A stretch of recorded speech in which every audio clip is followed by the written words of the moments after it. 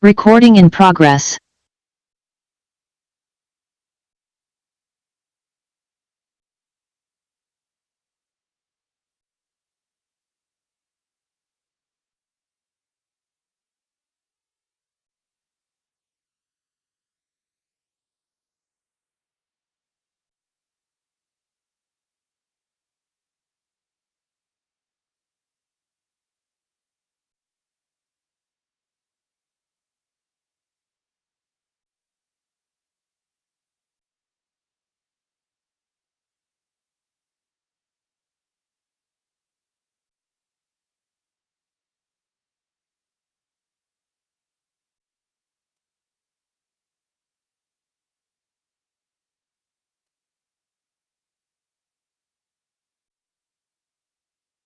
All right, I'm going to call to order the Town Council meeting on June 16th, 2026.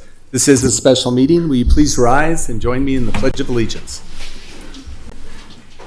I pledge allegiance to the flag of the United States of America and to the republic for which it stands, one nation, under God, indivisible, with liberty and justice for all.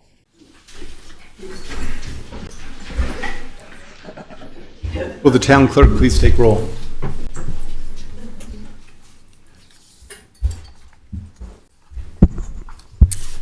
Councilmember Pessamorelli, Present. Councilmember Mortellaro, Here.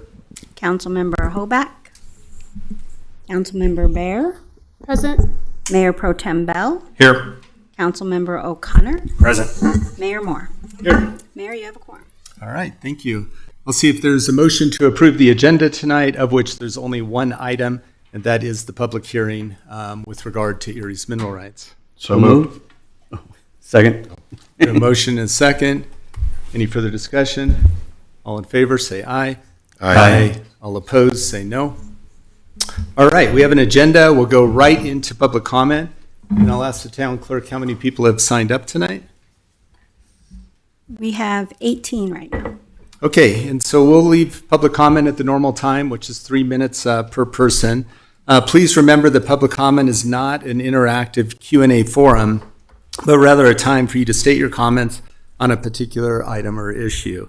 Public comment provides the opportunity to discuss items that are not public hearings.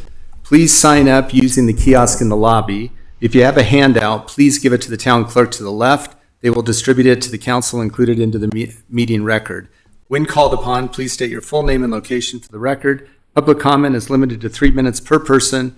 You will be given a 20-second warning when your 3 minutes are almost up. At the 3-minute mark, you'll be asked to wrap up your final sentence. All opinions are welcome, but please be respectful.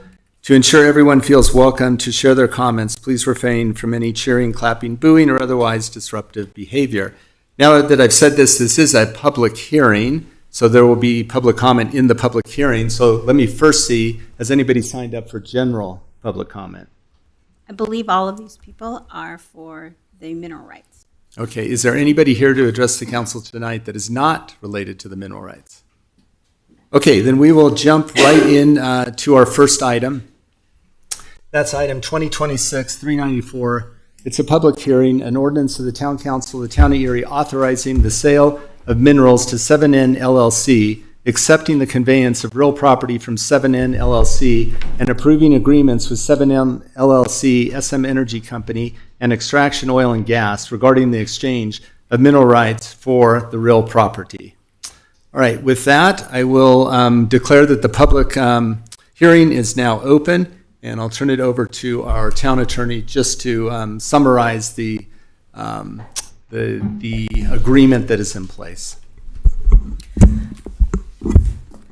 What is before the council are two documents. The first is a contract which would outline the exchange from SM Energy, 7N, as well as Civitas in exchange for Erie's minerals. There's also a companion agreement that is called the agreement regarding the Draco pad, which is specific to items related to that Draco pad. There is no town presentation. We linked the prior two special meetings in the packet. All right, and we have published all that information on our website, including an FAQ that supports this as well. So with that, let's get right into the public comment. And so I'll look to our town clerk to bring up the first person.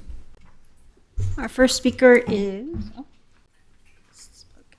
Steve Drew, and he has pulled with Maria Drew, so he'll have 6 minutes.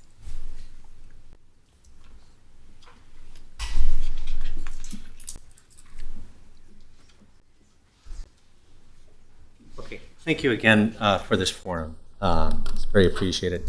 My name is Steve Drew. I'm a resident of Erie, represented by Brandon Bell and Dan Hobeck in the district up by Colliers Hill.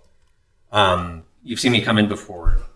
4 months ago was the first time ever speaking to a group like this, but it was very specific. It was around some flags that I'd seen related to some of the activities and related to contracts and things like that. I just want to be very clear. I am one of those people, it's one of those, I'm not impacted by the Draco ad directly. I'm also, I have no aspirations for the roles that you provide. And I really appreciate what you do because it's absolutely a challenge.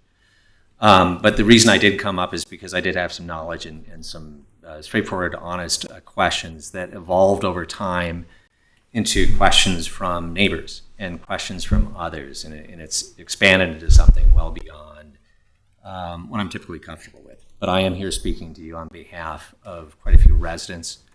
The focus of this is not anti-Draco pad, it's around processes and the correct way to run processes. So, my notes on here, I'll probably just roll with them for a certain about. But really, the question I have, and this is really for Brian O'Connor, Brandon Bell, Mayor Moore, and John, it's really who you're representing. Because in this process, you haven't represented, there's one very large party you haven't represented, those are the people that elected you. The people that you've been elected to represent, these are Erie residents. Now let's just go through the list of things you've done to represent others in financial interest, in processes and things like that. Within this process, the 4 of you decided that Erie residents just don't get an input in this. And I'm talking about voting. This is tens of millions. If you go on the other side of that coin, it's hundreds of millions of dollars of flowing money in and out of this area. By choice, the 4 of you have elected to not bring this to vote. You can decide why. The suspicion is that probably wouldn't pass. But in your case, you decided to not represent people and the residents here in that. There's audacity in that, a series of disingenuous behavior around it, but that's your choice. So there's one of those things that I brought up before. There's things you can do and things you should do. You can do that because you're a block of 4 voting together, lockstep, but you've taken those rights away from people that may want this to occur, and you've taken rights away from people that may not. We don't know. But that's your choice, and you've done it. And you're continuing to do it up through tonight. The second is you've withheld information. And you've been very consistent about this. It's under executive session confidentiality, therefore we can't talk about it. We put it under executive session confidentiality, therefore it's confidential. And in that process, you've self-selected what gets released and what doesn't. You've brought out, oh, shame on you, you don't have good information. Well, that's because you 4 have chosen not to share it. And it's getting a little odd within that area. The 4 of you also decided that you took input and valid questions. You've been very disingenuous with your answers. You've provided what you want to provide. You've not run studies. You have not really answered questions from legitimate residents about anything within this process. You have provided opinions without facts. So that is, once again, you have the power to do it. Your abuse of that power is what the issue is. And it's very shameful, but shame isn't doing it for the 4 of you. Representation isn't doing it for the 4 of you. So you're giving out self-selected information. Who are you representing then? Because it's not us as residents. And once again, you're not even representing those that might be behind you in this one. So in this one, the 4 of you handed a $4.5 million contract to the founder of Civitas to represent us in finance issues. Now, that contract was unvetted. We still don't know. And we're not talking opinions. We don't know if the guy had financial interest at any stage throughout this process. You can guarantee it, you can say he did or didn't, but again, the real information is hidden within executive session confidentiality by you, from us. So that's the first red flag that brought me in. Just handed it over. No competitive process. Can anybody do it better? Can anybody do it cheaper? No, you just made the call. There you go. We're off and running with this already. So the founder of Civitas is our consultant in this process, supposed to represent our interests. Instead, he gave you a single contract to vote on tonight. Which company did he hand to you? Same company, Civitas. And in this, it is your fiduciary responsibility to make sure his contract was taken care of, the process was followed. And you haven't done that. And again, you may find loopholes, you may find things associated with this that says we have the entire power to do it, but you're not representing Erie, and you're representing yourselves. And whatever interests you have in this, one way or the other. How many seconds? 20. 20. So the Attorney General's involved at this point. The Attorney General is collecting information, the AGO's office. If you haven't been contacted, you might want to think about why not yet, because it's about you four. I'm asking that you hold off on this vote until that process is completed. I hope you do. Thank you. All right, thank you. No, please.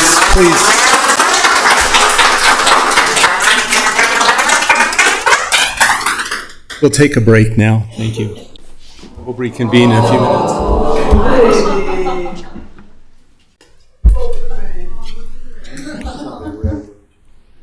I explained the rules. This is a very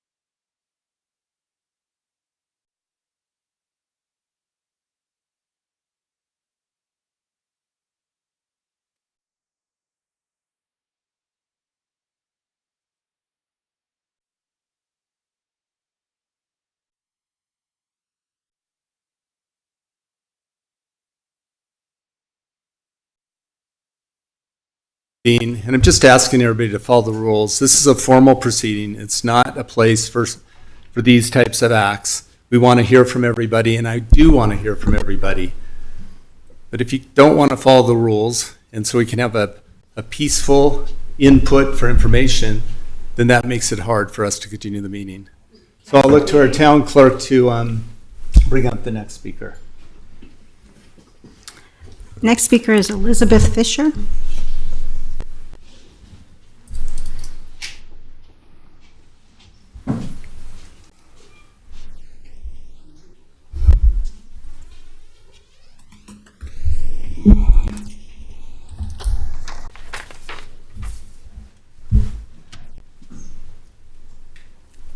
Good evening, Mayor, council members. I'm Elizabeth Fisher. I live in Old Town Erie.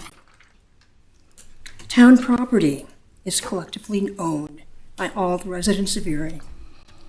The common sense wisdom is that mineral rights are an asset. They add value to the surface estate. If you have them, you hold them. I want to acknowledge with gratitude the town's good intentions in this matter. I want you also to take a closer look at some of the more speculative provisions in the contract, like a 20-year production time frame. The trend we're seeing strongly suggests maybe half of that. One example would be Encana's Canyon Creek wells. They were drilled in 2012, all gone by 2023. Overall, what's important to remember is that needs come before wants. Erie needs to rein in the future expansion of oil and gas where we legally can. That's the best way to protect public health and safety. Retaining our mineral rights provides a means to do that. No law compels us to sell or lease them. I support a delay in the vote because of the concerns Mr. Drew and others have raised. I do not support approval of this contract. Thank you very much. All right, thank you. Our next speaker is Daniel Ressler.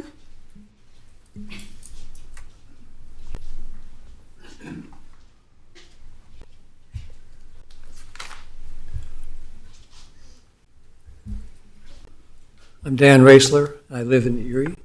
Thank you for this opportunity. Appreciate it. Can you pull the microphone? Yes. Yeah. Erie's Town Council once strenuously opposed the Draco project, taking the principled position that the town needs to protect the public's health, safety, and prevent environmental degradation and potentially declining property values. Now, however, it appears that a majority of the council's members is poised to sell mineral rights that would allow SM Energy and 7N LLC free rein to extract to an even greater extent than previously approved. Why did public health, safety, the environment, and declining property values matter then, but not now? The facts have not changed, but SM Energy and 7N LLC put a tempting offer on the table. So tempting that some council members appear willing to put aside the principles that undergirded their earlier opposition to Draco. In his recent blog, Mayor Moore posed the question, should Erie benefit from Draco? His points are reasonable and well taken, but not persuasive because of their one-sidedness. Unaddressed are the consequences of many things that can go wrong, to say nothing of the penalties that SM and 7N can impose should Erie become recalcitrant.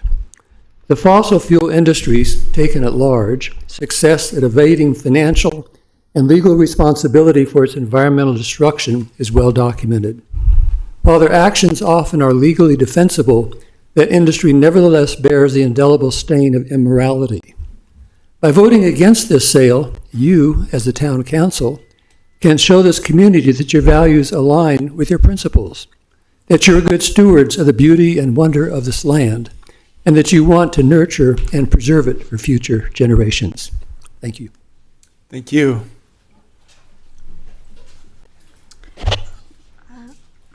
The next speaker is Marianne Bolkovats.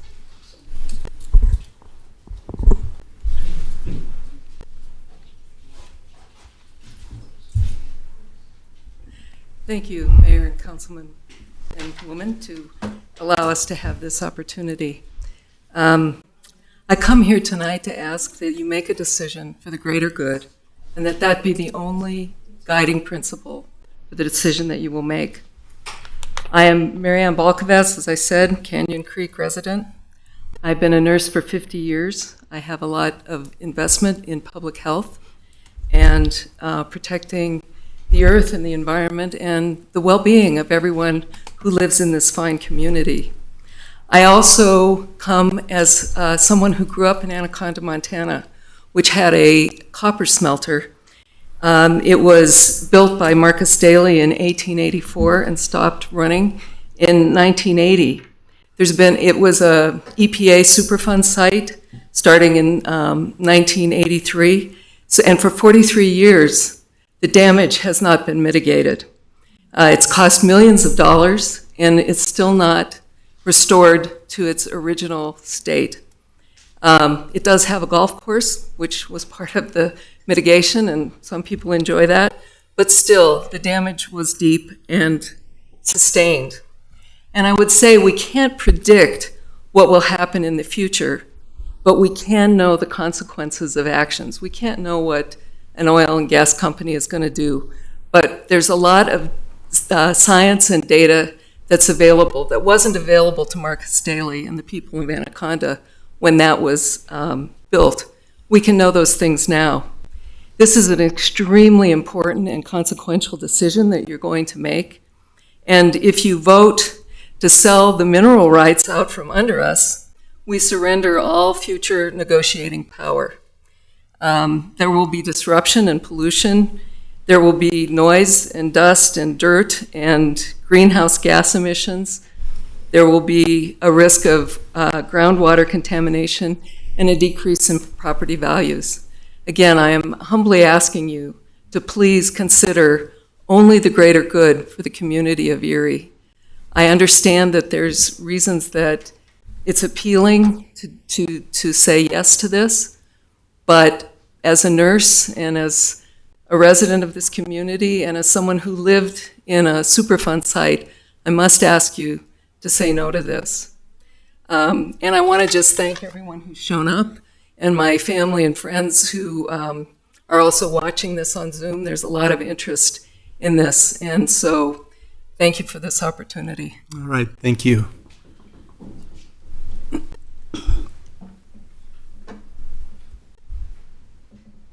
Our next speaker is Emily Brecht, who has pooled her time with Janet Brown and will be speaking for 6 minutes.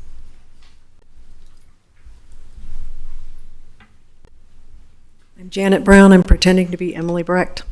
I think you can tell us apart. She's a little taller than I am.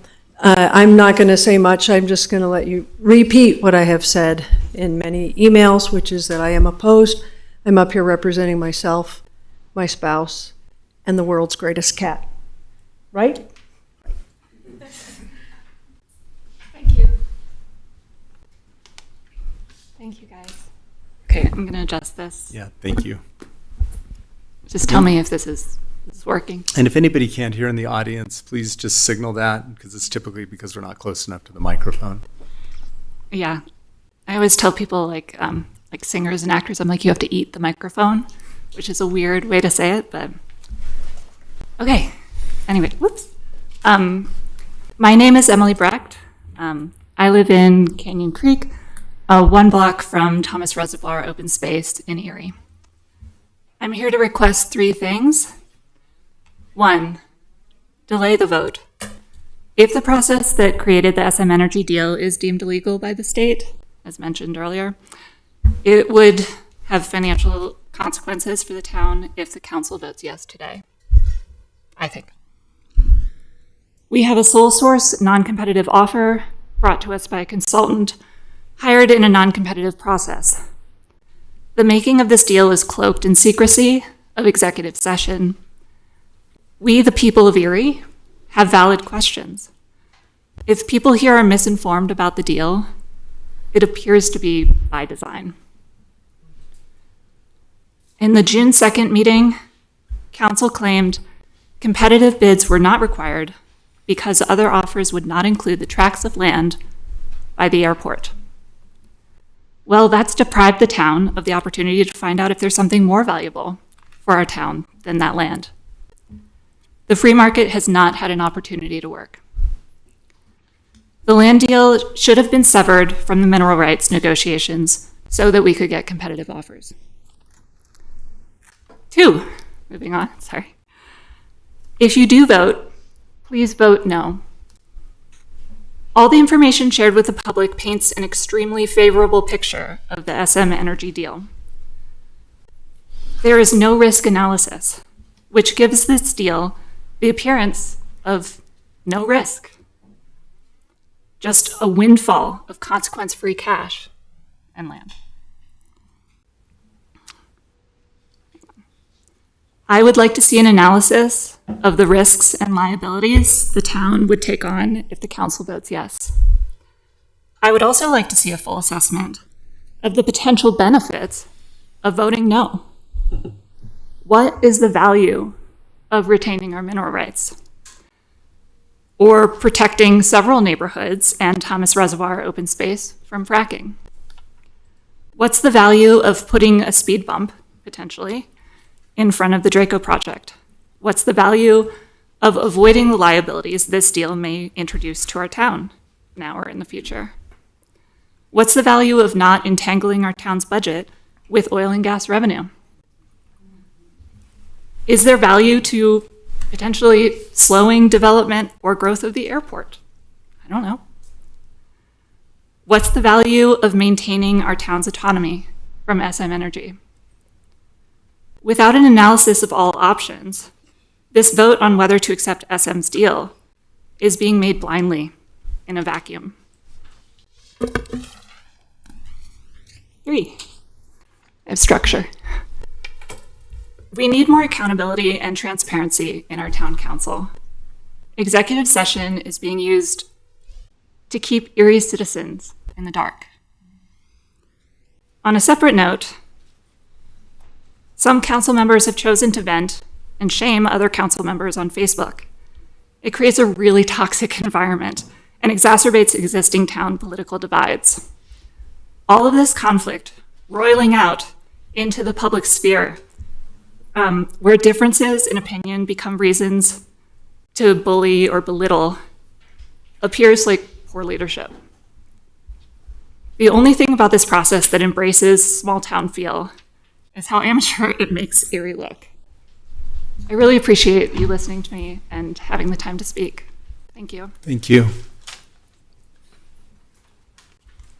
Our next speaker is Siobhan Blades.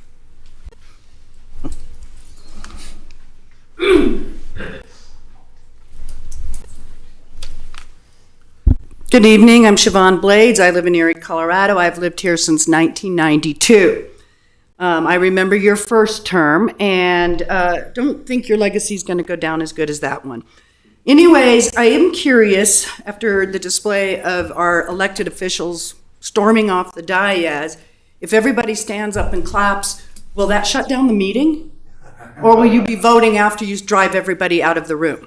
So would that be a way to get it in secret again? Anyways, we're not here to really talk about Draco. We're talking about and I really love it if the council people were respectful back. We're not here to talk about Draco. We're tired of talking about the foolishness of selling mineral rights.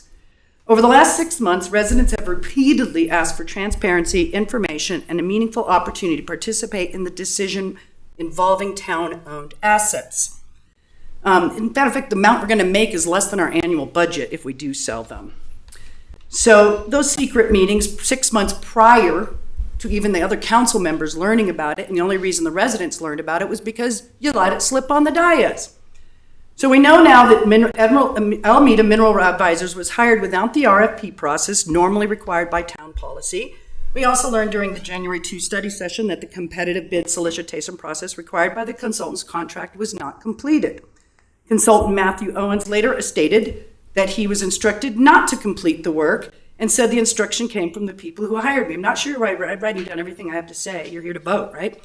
Councilmember Dan Hobeck later stated that he was instructed, or Councilmember Dan Hobeck has publicly stated he is unaware of any council vote, consensus, or contract amendment authorizing such a change. These are fundamental questions about how public business is conducted. Repeatedly, residents have been told that we simply don't understand the inner workings of how executive session and all the secret information, that these negotiations are complicated, that we should trust the people in charge. But if a process is so difficult to explain that residents are told they just don't need to understand, that's a red flag. Public decisions involving public assets should be understandable, not behind closed doors. If the process is sound, explain it. If the decision is justified, show us, not stomp off the dais. Trust is earned through transparency, not by asking residents to stop asking questions. More than 120 residents signed a letter asking the Colorado Attorney General's office to review these concerns. 20 seconds. He has picked those up. This is going to be researched by the Attorney General's office. So I don't think your legacy is going to be the swimming pool or the rec center. It's going to be Red Tail Ranch and the mayor who sold the mineral rights in what looks like backroom deals. All right, thank you. Next up, Our next speaker is Carol Campbell.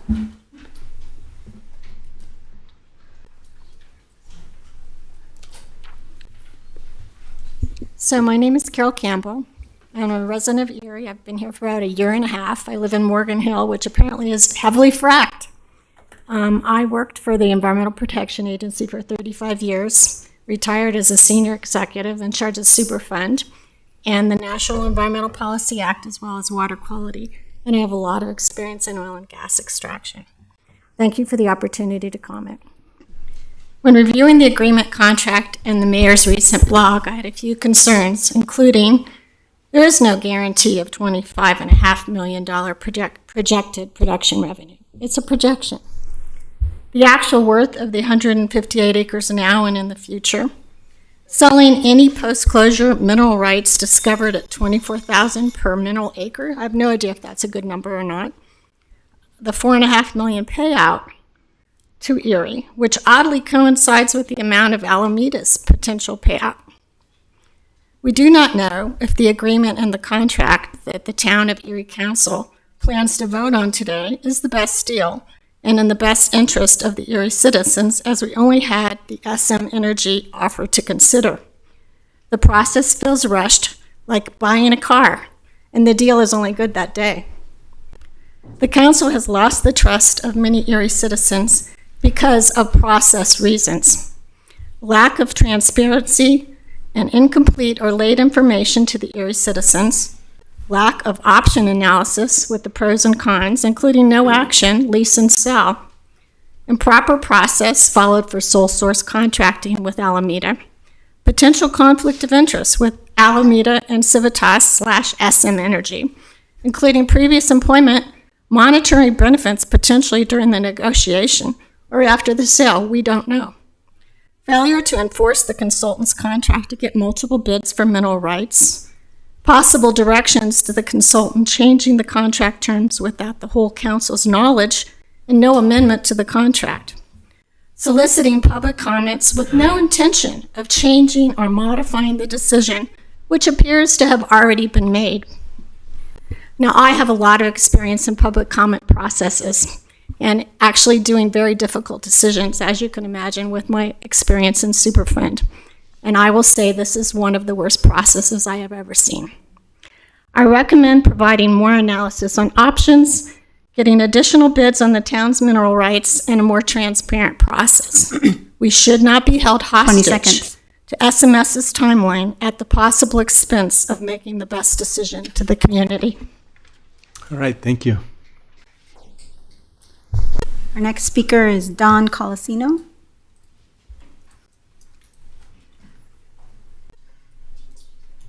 Thank you. Welcome. My name is Don Colosino. I live in Erie. This is my 20th year living in Erie, and this is the biggest fracking project I'm aware of in all this time, and even before that. As an Erie resident, I do not believe that you've provided all the information needed to assure the people of Erie that you've met your fiduciary responsibilities regarding the town's mineral rights, which go beyond mere money. They include doing everything possible to ensure the health and safety of Erie residents. What price are you putting on that? Despite overwhelming opposition to Draco from residents, from Erie residents, you appear to have followed a path of least resistance in all decisions. In the matter of our mineral rights, you're following a rushed process to capitalize on them, taking shortcuts that violated the town's own purchasing policies, allowed the mineral rights consultant to violate your contract, all with a complete lack of transparency. You presented this council with an up or down vote on a contract to hire a former executive of the very oil company that is forcing this project on us to advise us on the value of what they want to buy from us. There was no discussion of how or why you chose that consultant without considering anyone else. According to the consultant, you instructed him to violate the scope of services written in his contract, which explicitly required a competitive bidding process for lease and sale proposals. This council never voted on those contract changes, and all of it was hidden from the public in executive session. Colorado law, specifically CRS 246402 3A and 4, pertaining to executive sessions requires, quote, identification of the particular matter to be discussed in as much detail as possible without compromising the purpose for which the executive session is authorized. Multiple legal challenges in Colorado have succeeded and affirm that simply reciting the statute under which you hold an executive session is not sufficient to protect the confidentiality of those discussions. The choice of the mineral rights consultant and the terms in his contract were never mentioned to the public. Please slow down your decision on the mineral sale or lease contract, taking the time to complete the competitive bidding process that you once required, and to share the legally non-confidential topics discussed in conversations you've held out of public view. That's what good governance requires and what will rebuild trust in your leadership among the residents of Erie. 20 seconds. Thank you. Right. Thank you. Our next speaker is Pete Hackinson, and he is online. Mr. Hackinson, if you're online, you should be able to unmute and speak.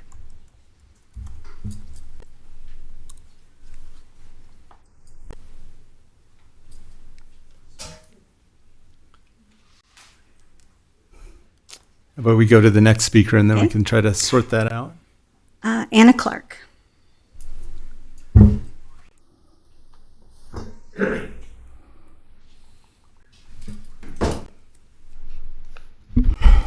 Hi, I'm Anna Clark, Erie resident, District 2. I think my face may be familiar to you. I've attended a lot of town council meetings, and I was in attendance last week at a very interesting town council meeting, and I learned there that Councilmember Dan Hoback would be unable to attend tonight's important meeting regarding the sale of our mineral rights and the vote.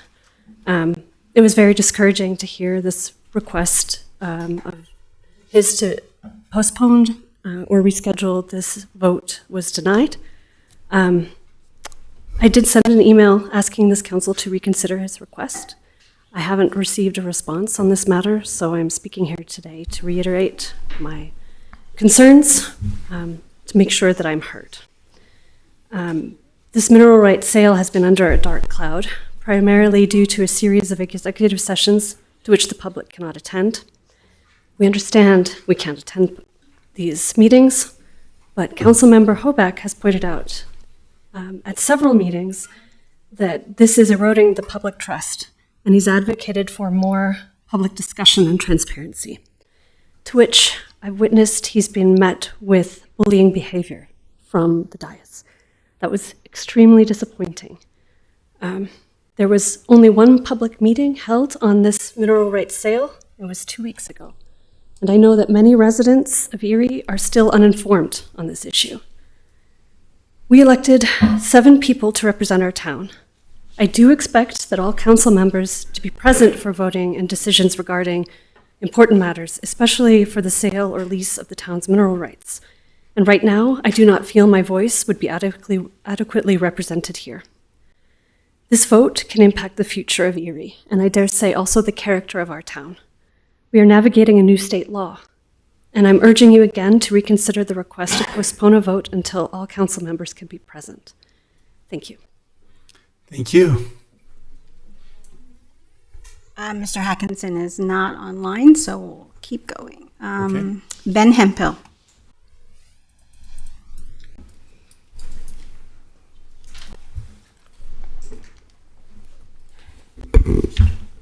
Good evening, Town Council. My name is Ben Hemphill. I live in Erie District 2. I previously served as a home rule charter commissioner along with Councilmember O'Connor, and I currently serve as a planning commissioner. My comments tonight are my own. I'm here to raise a serious compliance concern about this ordinance. I believe if the ordinance passes as written, the town of Erie would face and likely lose a legal challenge. Section 11023 of the charter is unambiguous. No land designated by the town as open space may be sold without prior voter approval. The ordinance argues that mineral rights are not land and therefore that provision doesn't apply. I think that argument is weak, and our town code shows that. Town Council adopted Ordinance 017-2024 on May 14th, 2024, creating the Reserved Open Space Zoning District. The staff report for that ordinance stated plainly, the Home Rule Charter requires the establishment of a Reserved Open Space Zone District. Town Legal Counsel had determined that the existing Ag Open Space District did not meet the intent of Charter Section 1102-2. I was on the Planning Commission when it recommended that the Town Council adopt that ordinance. If the town's position is now that only reserved open space zoned land requires voter approval before sale, then Erie's open space is effectively unprotected until the reserved open space zoning process is complete, a gap I don't believe the charter's authors intended. Turning to specific parcels at issue, the sections subject to this sale are within the Canyon Creek PD Amendment Number 10. They are zoned as open space park recreational facilities. Within that land use designation, mining and mineral extraction are listed as a sub-use, and that requires a special review. To my knowledge, no special review use application has been submitted or approved. The Candlelight Ridge sections permitted land uses are open space, landscaping, entry monumentation, detention, and utility access. Both designations reflect the town's own documented intent that these areas function as open space. The ordinance before you tonight asks that the council accept a legal argument on the fly that mineral rights beneath open space are exempt from charter protections without voter input and without the procedural steps of the town's own code. If that argument is wrong, the town owns the consequences of that decision. A yes vote tonight is a vote to accept that legal exposure on behalf of all of Erie's residents. The charter was written to ensure voters have a say before open space is disposed of. I believe that protection applies here. I urge you to vote no. Thank you. All right, thank you. Our next speaker is Richard Kohler.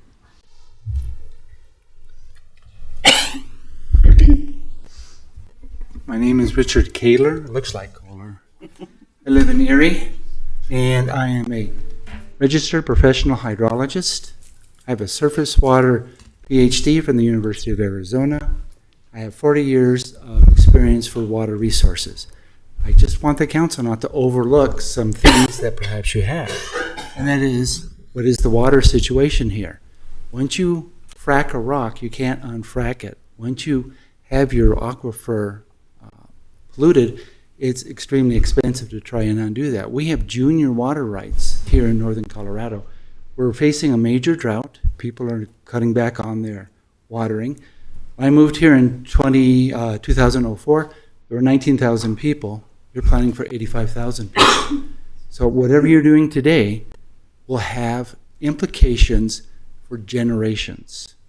What you decide here will be in place. It's a one-way ticket on this. So I would urge you to take time to look at this. There are water issues, both in quality and quantity. And in Arizona, where I got my degree, they always require that any development have a 100-year horizon line to look at that. I would urge you to make sure that you take everything into account for the long-term decision, because once it's done, you cannot undo that. Thank you. Thank you. Our next speaker is John McAllister.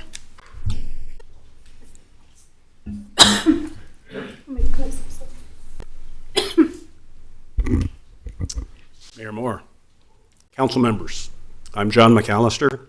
I'm coming up on a 2-year resident of Erie, one of the newer folks. I was so impressed when the town, city staff, and all the citizens rose up and presented to the ECMC and got them to delay. That was huge. That was the first and only time they've done that so far. Ultimately, they turned around and go ahead and granted the fracking permit, the drilling and fracking permit. I want to pause and say that I agree with most everything that's been said ahead of me.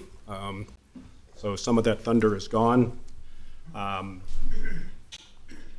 But the residents of this town did not want that. They were very strongly against it.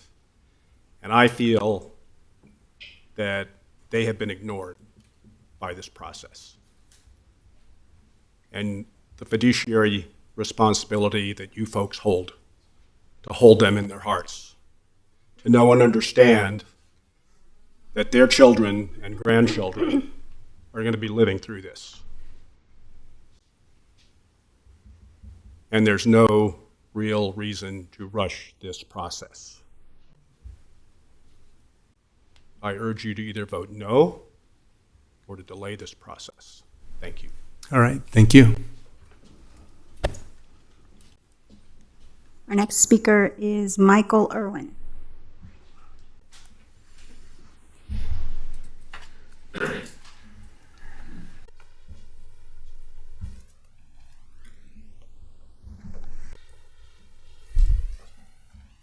Good evening, and thank you for the opportunity. This is a first and a new one for me. I didn't come in to be the most unwelcome person in the group, but I'm a 38-year oil and gas production engineer. Can you just state your name and I thought I did. And location for the record? I'm Michael Irwin, and I live in Erie. And I retired here after 38 years of oil and gas experience to be near my family 10 years ago. I'm familiar with oil and gas done well. I'm familiar with oil and gas done poorly. I'm impressed by the amount of pushback and oversight that you've requested and asked for out of this oil company. And I'm not privy to the details. I've learned things this evening that I'm not aware of. I won't get into the details of the decision you're going to make. But what I do want to say is important, I think, to this community. Horizontal wells are the way oil and gas gets drilled in the United States. They are not unique or uncommon. Of all the wells drilled last year, 94% were horizontals nationwide. And yet they only represent half of the wells in the country, but they produce 95% of the oil and gas. They're extremely valuable, extremely important, and very well done. It's not new technology. It's been the way business gets done in oil and gas since the year 2000.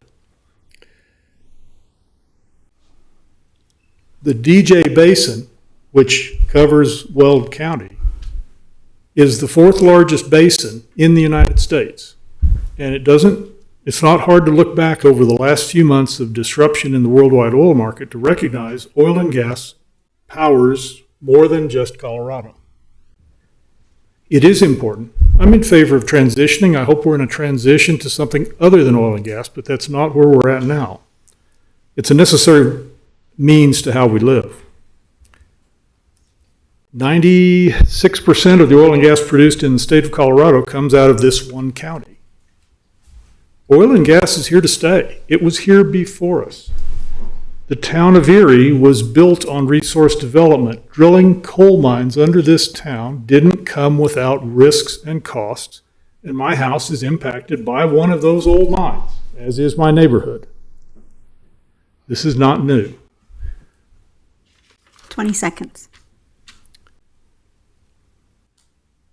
I'm in favor of a good working relationship between not only the producers, but the government. There needs to be a balance, and it's a tough balance. So I salute all your efforts to achieve that balance in this process.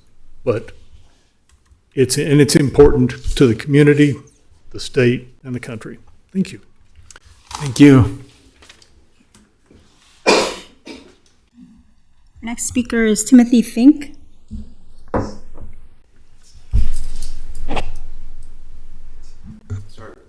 Timothy Fink. Timothy Fink. Okay. Rhonda Grassi.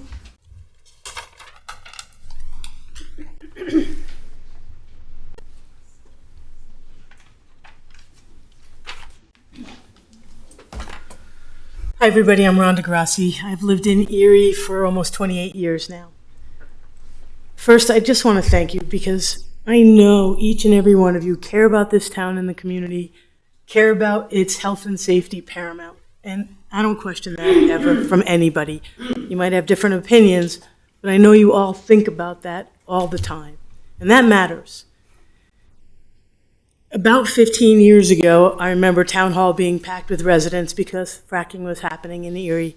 It was a really big deal back then as well.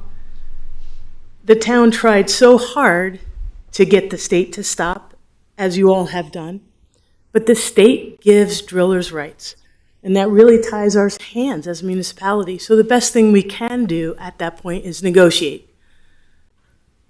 We don't know what you all know.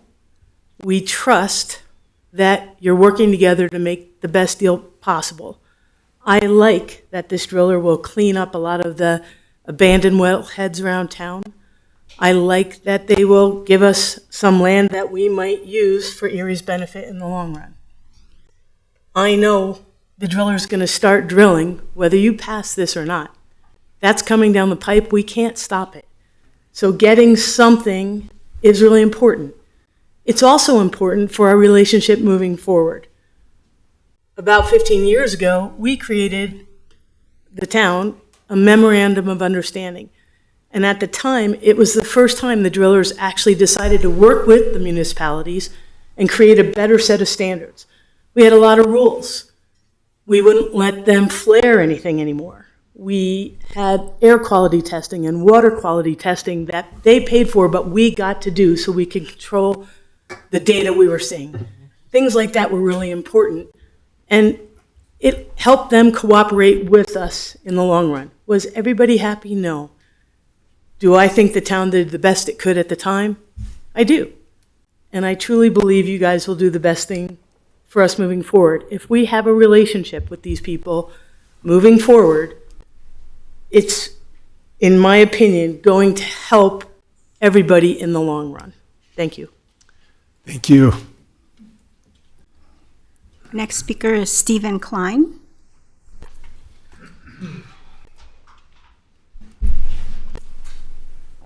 Hi, everybody. My name is Stephen Klein. I'm a resident of Erie. I've been here since 2011. The last two speakers have taken some of the fire out of me. I was planning to be pretty uncivil in my comments to what I'm going to still refer to as the Gang of Four, the aligned group that has really been, as we've covered ad nauseum, secretive, and let's say borderline unethical in how they have dealt with the residents of this town. This breaks my heart. This town is a wonderful place where I have raised my children. And now I'm sitting here thinking, I better sell my freaking house before my property values go in the toilet. I better sell my house and move someplace not so far away because my children will not be safe, because the data is really clear about the increase of cancer risk around fracking. I also recognize that it's this inevitable thing that, and I read your essay, Mr. Mayor, and I recognize there are some aspects of truth that are inside of there. And at the end of the day, what does it hurt? Seriously, what does it hurt to put this up for a referendum?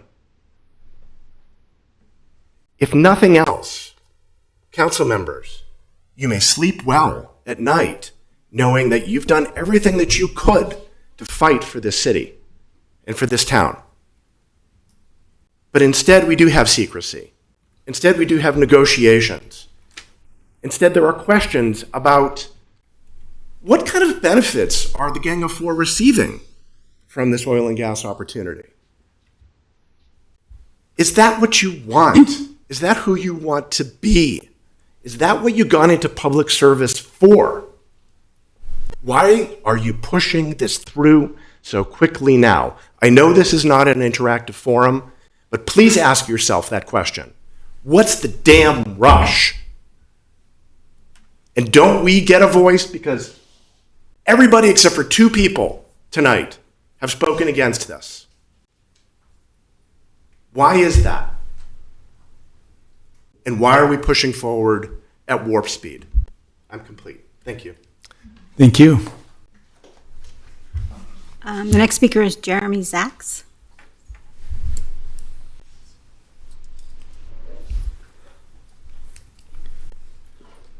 Hello, my name is Jeremy Zaks. I am a resident of Erie for the last 2 years. I work in Boulder. I used to live in Boulder. I moved to Erie with hopes of moving to a community where I could start and raise a family. There's a wonderful community with wonderful schools and a great place to live. After learning about this news, I can say unequivocally that I will move. I will move back to Boulder. I have no ties to Erie aside from really liking the community. It is one of the, if not the fastest growing community in this valley that we live in. I myself have a lot of early career colleagues who are looking for homes to buy, places to live, and Erie is at the top of their list. I can say with 100% certainty that if this deal goes through, Erie will fall to the bottom of that list. It will be an undesirable place for young families to plant their roots. We will see property values decrease, and people will not want to be here, which is a shame because it is wonderful what we have going for us. At the town council meeting 2 weeks ago, I heard many people say that a sale of the mineral rights would compel the oil companies to clean up old wells that they otherwise would have no incentive to clean up. Does anyone not see the irony here? That we are inviting an oil company to drill and frack under our town, and if we sell them the mineral rights, they will own those for years once all of us are gone. The damage that may be done to the environment is simply unknown. They will have no incentive to mitigate that damage unless they want to renegotiate a deal to make hundreds of millions of dollars in the future. I do not think that it is a valid argument to sell an oil company our mineral rights so that they can clean up a mess that they have made in the past. I think instead that we should be discussing ways to mitigate damage that has been done in the past without selling out our future.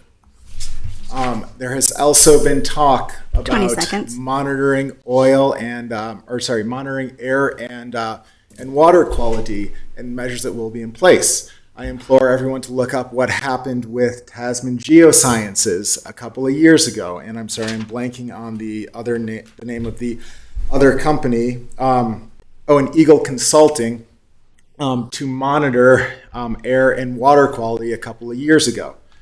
How do we know that that we can trust the monitoring, the safety data, and the long-term effects? I will close out by saying what I said at the beginning. I moved to Erie so that I could establish roots, so that I could raise a family in a wonderful community. If this deal goes through and we sell or lease the mineral rights, I will without a doubt move. I will take a loss on my house. I will not raise my family. I will not live in a community so close to fracking. Thank you very much. All right, thank you. Next speaker is Christian Van Woudenberg.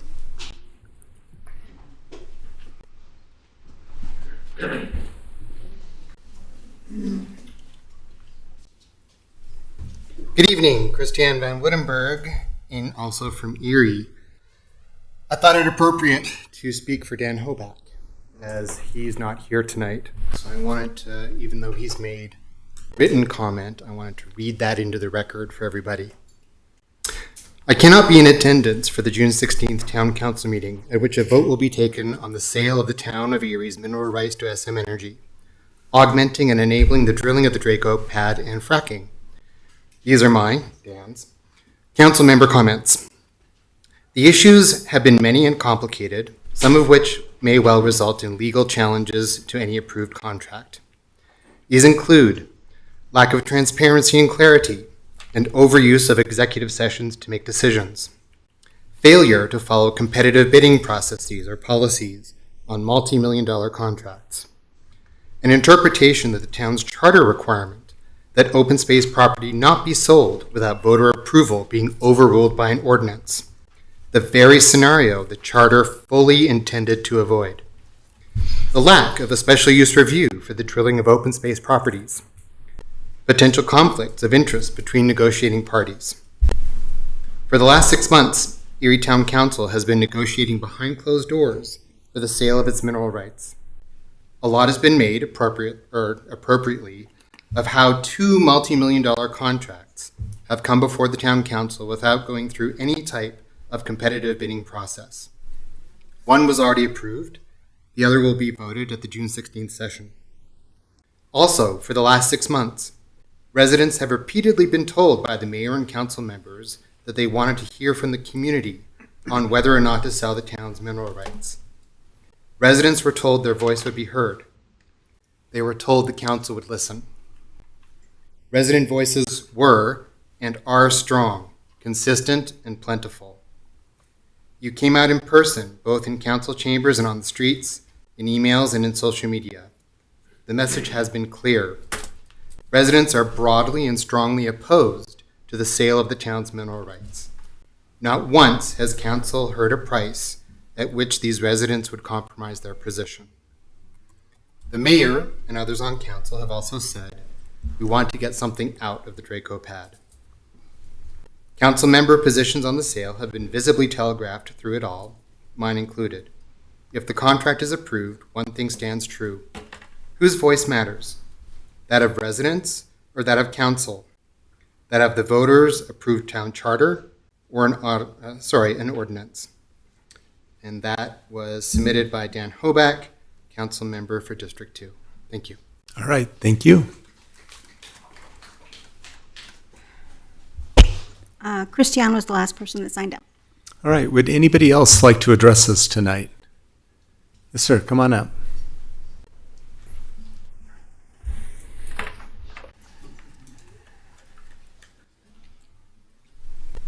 Good evening. My name is Don Johnson.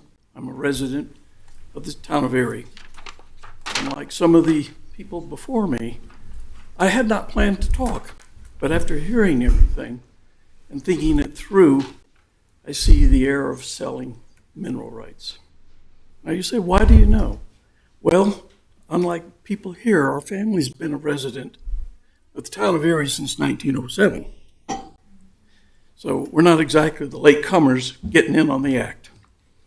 We have owned mineral rights in the town of Erie since 1912, and we still own them. We've sold some mineral rights. Our family has held it extensively, and every time we sold mineral rights, it was a failure. It was a failure to do it. The changes in technology are phenomenal. And I just urge you, don't give up a valuable mineral right. Every time I've done it, it's been a big mistake. We should make a good decision on behalf of our town. Thank you. All right, thank you. Would anybody else like to address us tonight? Come on up.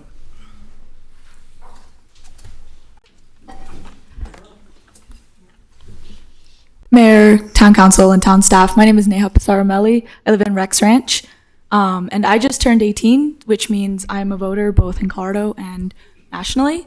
And the one thing that I've been receiving is lots and lots of texts and emails from all sorts of people that are running for office, which illustrates a plain truth that elected officials need their constituents in order to be in the positions that they're in.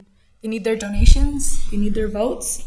And the reason that you're sitting here today is because enough people circled your name on a ballot to put you there. And so whether or not you believe something is right, or whether or not you are affiliated with a party that believes something is right, the truth is that your duty and frankly your job description is supporting the rights and the interests of the people that voted you in. The people, if they believe that something is right, or if they believe that something should be considered, that it's your duty to vote on that behalf. And so the decision that you make today doesn't need to be a rushed one, and it should consider not only the interests of your constituents, but also the benefits and values as well as the drawbacks of the deal as a whole. right now you're voting not only for mineral rights or for whether or not we should sign one contract, but you're voting for the future of Erie. Not only the future of our mineral rights, but also the health of our residents, future generations that will live in Erie, future homeowners that will own property in Erie or choose to move to Erie. All of those people's interests are in your hands. And there are people, and it is a plain truth, that oil and gas is here to stay, but you all have the power right now in this vote to take a stand against that and to show that Erie is not a place where we're going to make quick decisions or secret decisions about something as important as the health of our residents and the health of our constituents who gave you this job to begin with. And so whether or not in a couple weeks, if you choose to postpone this decision, if you choose to vote for it, that is a decision for you to make. However, tonight, I hope that you can consider not only your obligations to the people that voted you in, but also all of the different benefits and drawbacks to a decision this big, because it's simply too important not to. Thank you so much for your time, and thank you to everyone else who spoke today. All right, thank you. Would anybody else like to address us tonight? My name is Erica Cutlip. My husband and family and I have lived in Erie, in Vista Point, for roughly 20 years.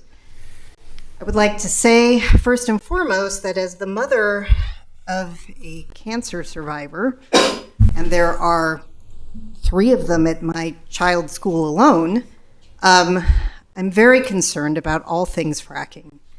And I'm very concerned about the lack of transparency, the ethical shadiness, and the overall opaque process that has gone into coming to this vote. I am just speaking off the cuff right now because I was not intending to speak.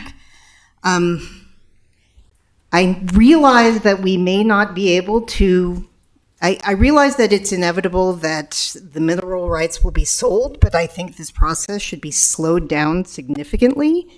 And I don't understand what the mad rush is. I don't understand why we have to sell to this particular company right now instead of engaging in a open bidding process like we're supposed to do. That's pretty much all I have to say. Thank you. All right, thank you. Would anybody else like to address this tonight? Okay, I'm going to bring it back. Oop, come on up.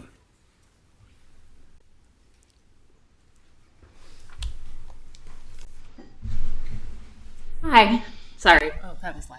My name's Laurel. I do not reside in Erie, but my work brings me here regularly. I wanted to speak tonight. Firstly, I want to acknowledge, I grew up in Brighton, Colorado. We have a pretty heavy frack culture there. I've been a frack wife. I know the difference between a white hat and a red hat. My background is as a social worker, and part of my responsibility is to speak out when issues disproportionately impact children. My concern is many. When you rush a process and you don't take time to consider, that has significant consequence. That has deadly consequence for children, for your residents, and for older adults. Childhood visits to the emergency room are frequently related to asthma. When you don't take the time to consider, and I say this as someone who has chronic illness, I've had 5 rare illnesses in my lifetime, including in childhood. It is not cheap to be ill. It takes every part of your life. And for some people, it takes their life. Now, I know that fracking is a reality. I know that oil and gas is a reality. It is also a reality that local governing bodies have a responsibility to the residents to take time. Because when you don't take time, when you rush, when you don't consider options, for you, it might be a day sitting behind the desk. For another person, it might be visits to the emergency room. And for some people, it may be a visit to a morgue. Because when you don't slow down, it sends the message that people do not matter. And people matter. And again, I know the difference between a company man and a frack, man, and what it's like when you're on pad and the 2 weeks on and the 2 weeks off and FR and all of these things, right? That was a life that I lived for a long time. And at the end of the day, what it comes to for me is not just economy, it's equality. Because when there are disproportionate health issues that come up from when you rush, it's not just financial impact for a city, it's the reality that happens for those families and for those children. And quite frankly, that's a reality for your children, for your grandchildren, for the people who come after you. Chronic illness doesn't take a number and say, hey, I thought it'd be really convenient to show up and ruin your life. Nobody called me and said, hey, Laurel, you want to have 5 serious illnesses over the course of your lifetime? It'll take you 3 years to be approved for Social Security disability. You will lose everything you have ever owned. 20 seconds. They don't do that. But you have an opportunity to slow that down. And I'll be perfectly clear, how many small coffins is it worth buying by rushing this process? Thank you. All right, thank you. Would anybody else like to address us tonight? Come on up.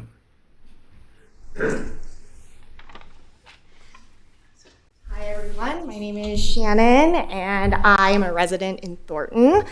I wasn't planning on speaking tonight, but I think after hearing everybody, I want to address this at a systems level because I'm not going to talk about the specific content of the mineral rights sale, but I want to talk specifically about content that is in your home rule charter, which is the governing document of how your legislation and municipality functions.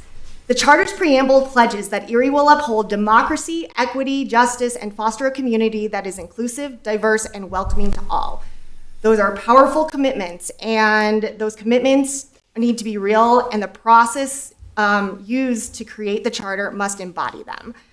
I think what I'm noticing tonight is that there is a clear misrepresentation of Erie residents that are a part of this conversation.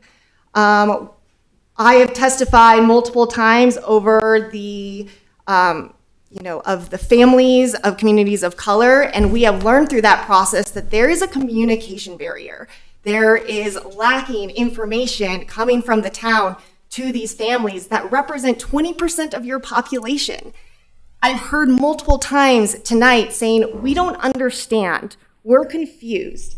And if those people have the access and the privilege to understand in English, what is happening to our communities who don't speak this language? What is happening to their voice?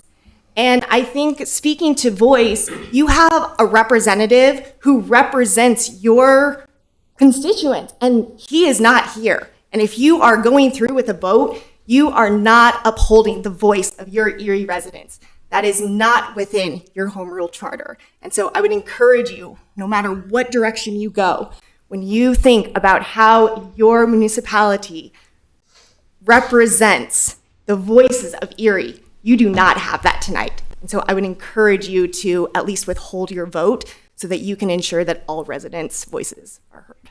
Thanks. All right, thank you. Any other speakers tonight? Okay, then I'll bring it back to council. This is a portion to be able to ask our attorneys. And by the way, I believe our 2 oil and gas attorneys that were part of this are in the back here. And of course, we have our town attorney as well. Any questions? So I think I'll just start on the right with Councilmember Pestromelli. I'll just work our way down. I don't have any questions. Okay. Mayor, I got a text from someone in the community who has signed up to speak but wasn't called.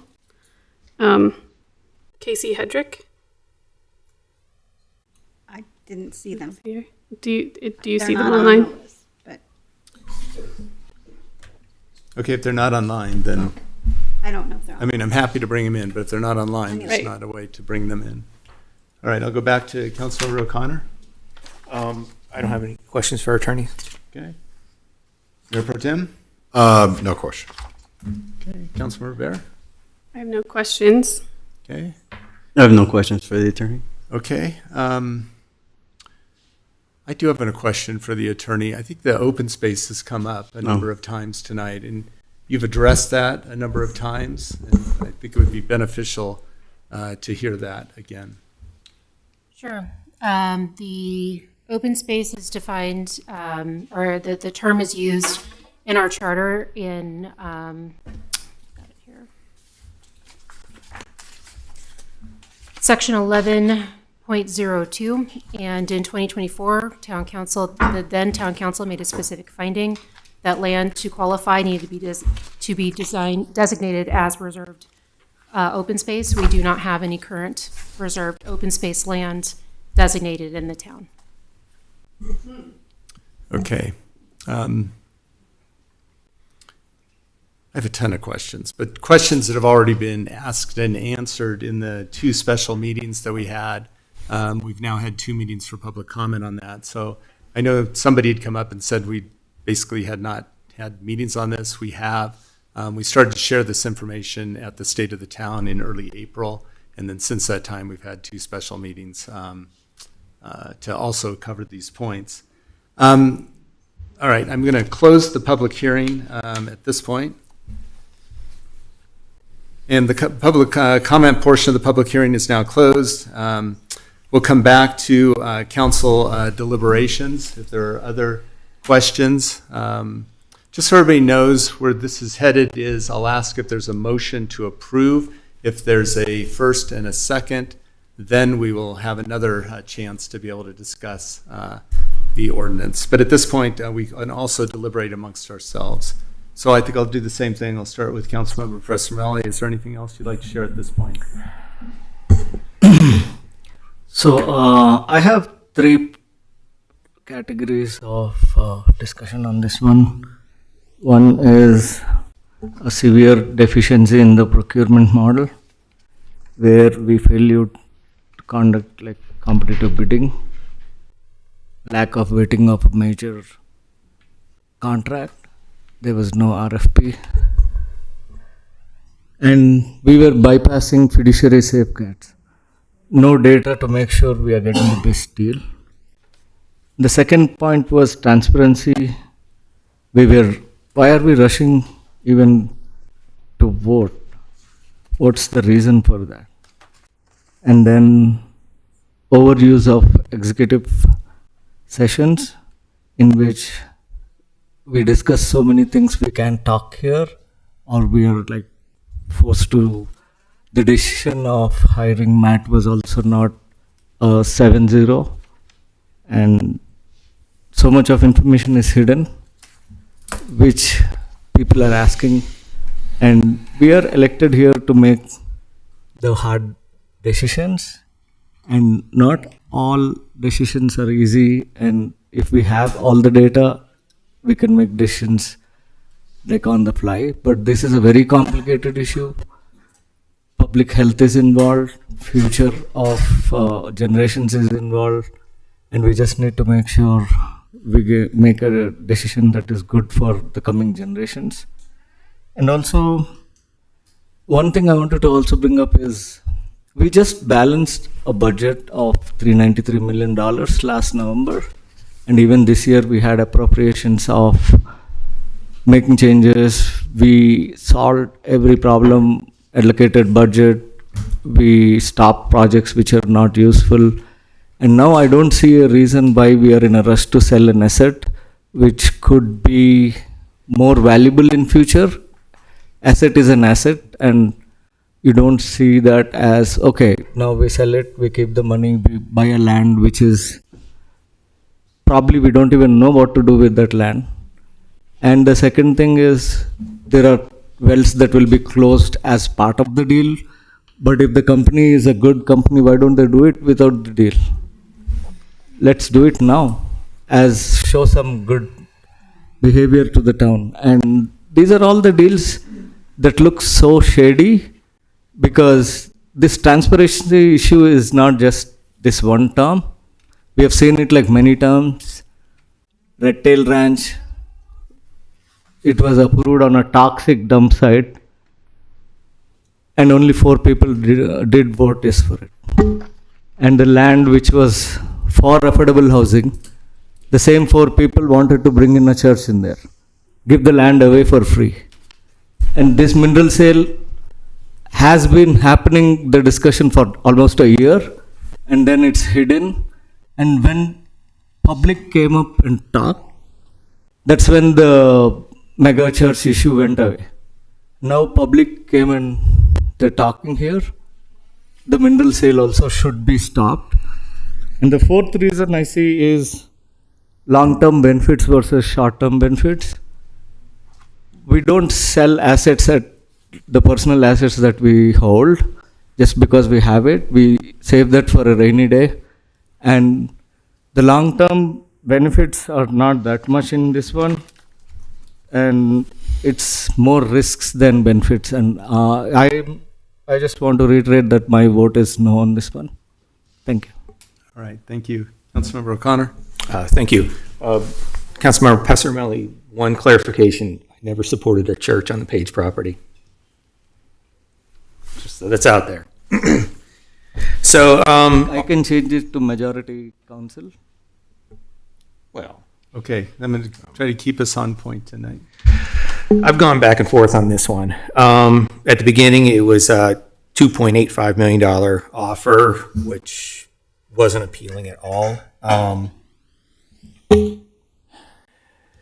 Still, I feel like we may not have, still the residents may not be informed enough on this topic. It's not all the mineral rights. It's a cross section of the DG Basin. It's only a partial couple formations that is even being considered to be sold. The formations below are not on the table to be up for sale. So for the future, we do still retain, and I'm not quite sure what that leverage is, but we still retain some leverage. I own property that's going to be drilled under. I also own property that, if this goes through, will be drilled under. So, that's certainly been a strong consideration of mine. I don't know. I'm hesitant to move forward with it right now, without more information being put out there or town hall. I know that puts the deal, the agreement in jeopardy. But there's been an overwhelming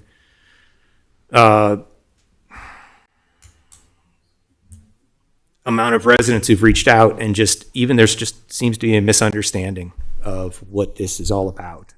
Draco is going to go through, but it's just how we go about conveying the parts of this agreement. I still now feel that maybe that still hasn't been conveyed well enough to the residents. So. Okay, Mayor Pro Tem. Thank you.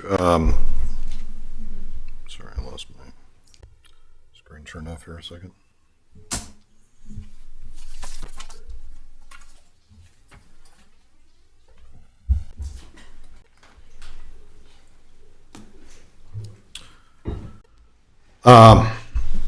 So I want to point out a few things, and then I have a few things to read. I want to point out we've not held an executive session on the subject since February. And in that, we made a concerted effort to ensure, after we had those discussions and kind of got the deal where it was really being negotiated by our attorneys, that we wanted to get as much information out to the public. So since then, the mayor mentioned we've had two separate study sessions with a listening session.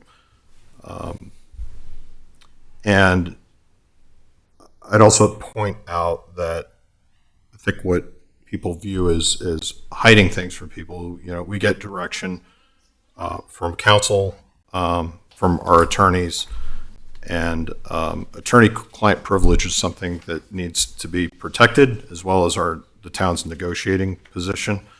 The one thing with attorney-client privilege is if something is revealed to the public that gets out to the parties we're negotiating with, then we have to release all of it.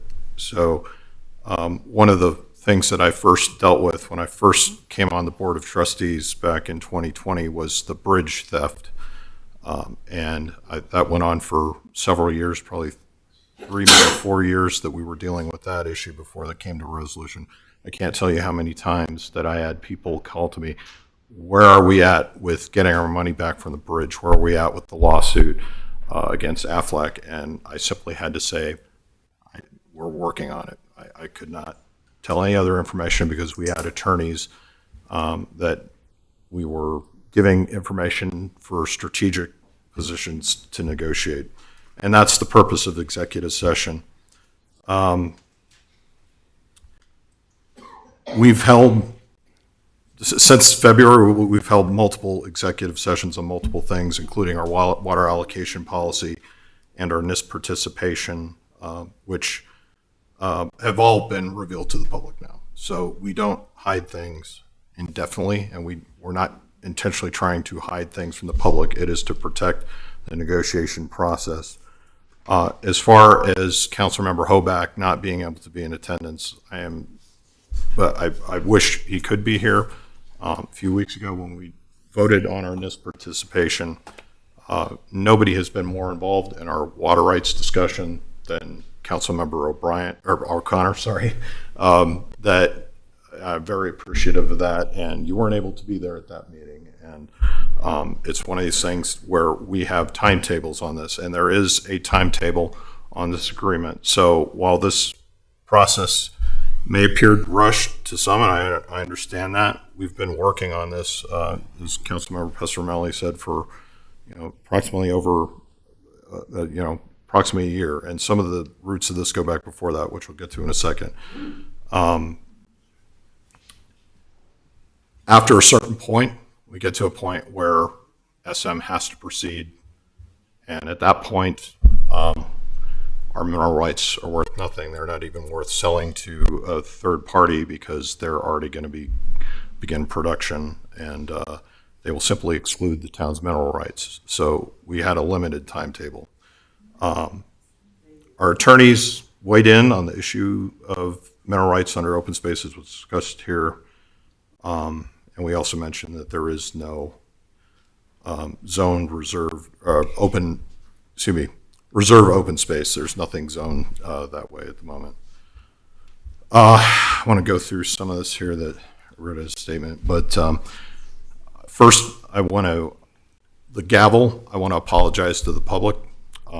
That was probably not my brightest or my best motive, but we did not want this to be a contentious thing, and I very much appreciate that we were able to have a candid discussion where you were all able to speak. We didn't have people interrupting one another. Different viewpoints were made, and it was done out of respect, so I want to thank that. And I want to thank the public for being a part of this process. And I've participated in many executive sessions with the purchase of town property, and I can say that with this particular issue, we have tried our best to share as much as we can. Most of the discussions concerning real estate, water rights at times, but because this matter involved mineral rights, the conversation was more sensitive given the community concerns around oil and gas and community.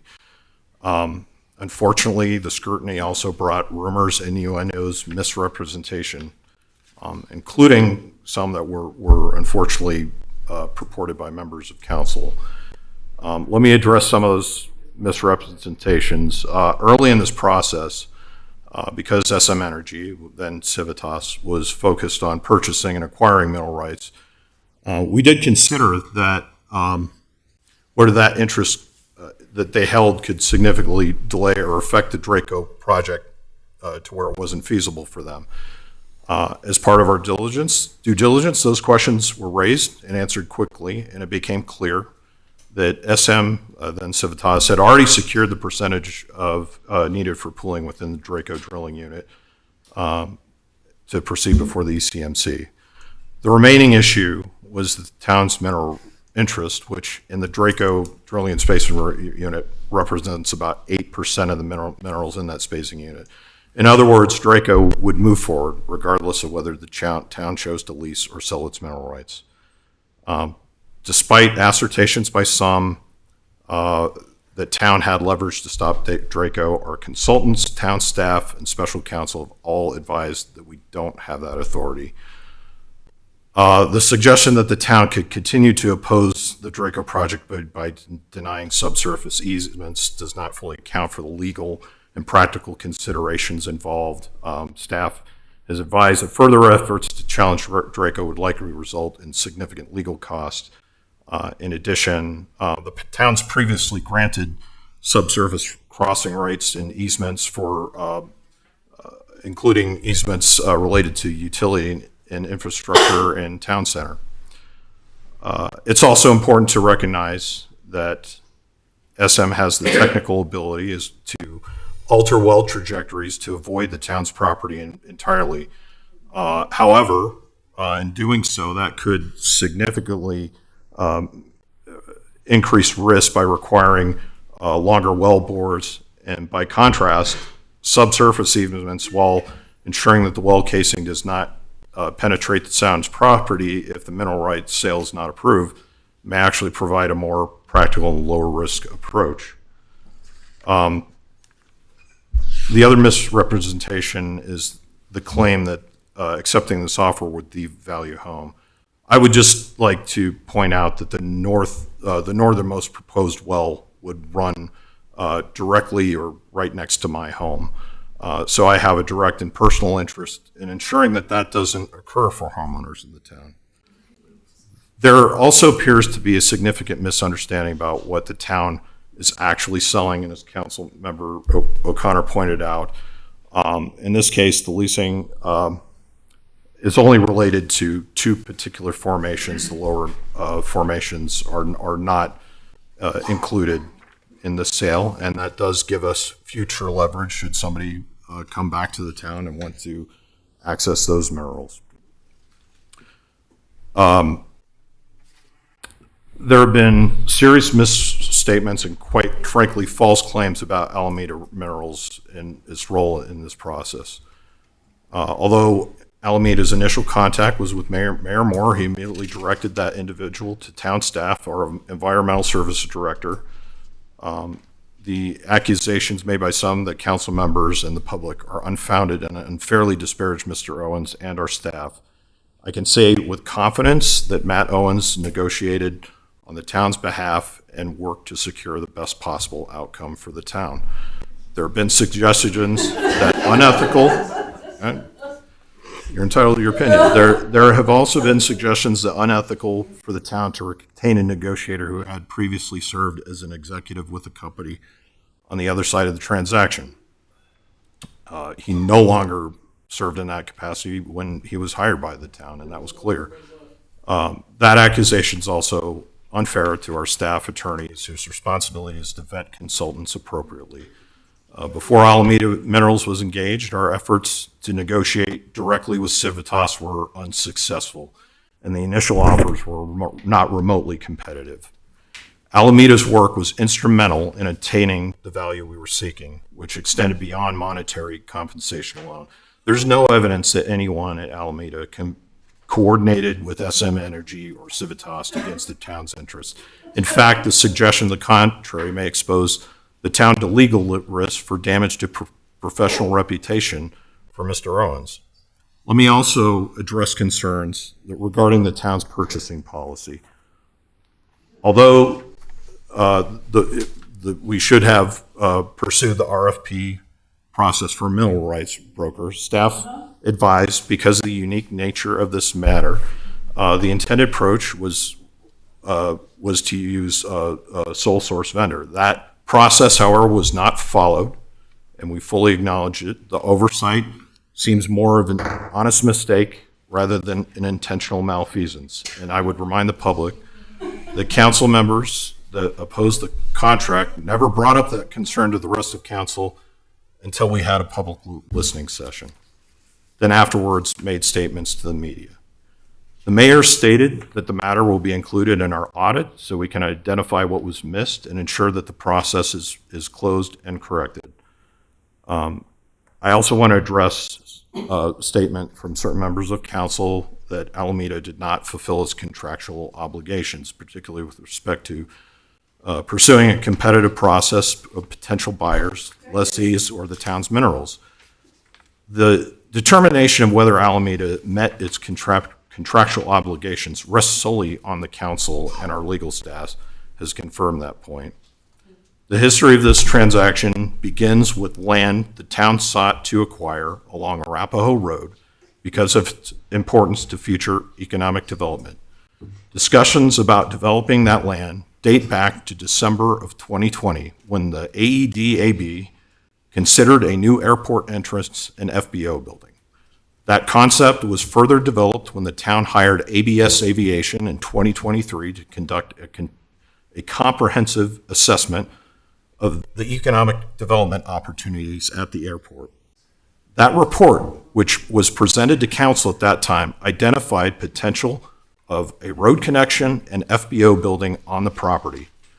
In late 2024, the town approached Civitas regarding the acquisition of the 7N property. Civitas made it clear that it was not interested in the town buying the property outright, but it was willing to deed property to the town in exchange for a lease or sale of the town minerals in the Draco DSU. The point of the land is to state that it was clear from the beginning our bargaining partner would be Civitas, eventually SM Energy, as they were the owners of the land. Early conversations made that clear. Having Alameda solicit competitive bids seems superfluous, and the council was made aware from Alameda of similar competitive bids for minerals in the formations under discussion. The purpose was not to sell or lease to even the highest bidder, but to get an estimate of approximately what our minerals would be worth to ensure just compensation. From the beginning, this process, our negotiating partner was SM Energy, and that was clear to all of council. When I say that 3 members opposing this deal are being disingenuous, that is what I'm talking about. Sadly, it's okay. Yeah, I was going to say, please. Keep the comments. We've listened to the audience. Now it's our time to be able to clearly articulate what's on our minds. Mayor Pro Tem. Thank you. Sadly, the opposing members decided that their focus was going to be to kill the deal. The actions of hurting the reputation of Alameda could put the town at risk for damage to professional reputation of a consultant under a contract with the town.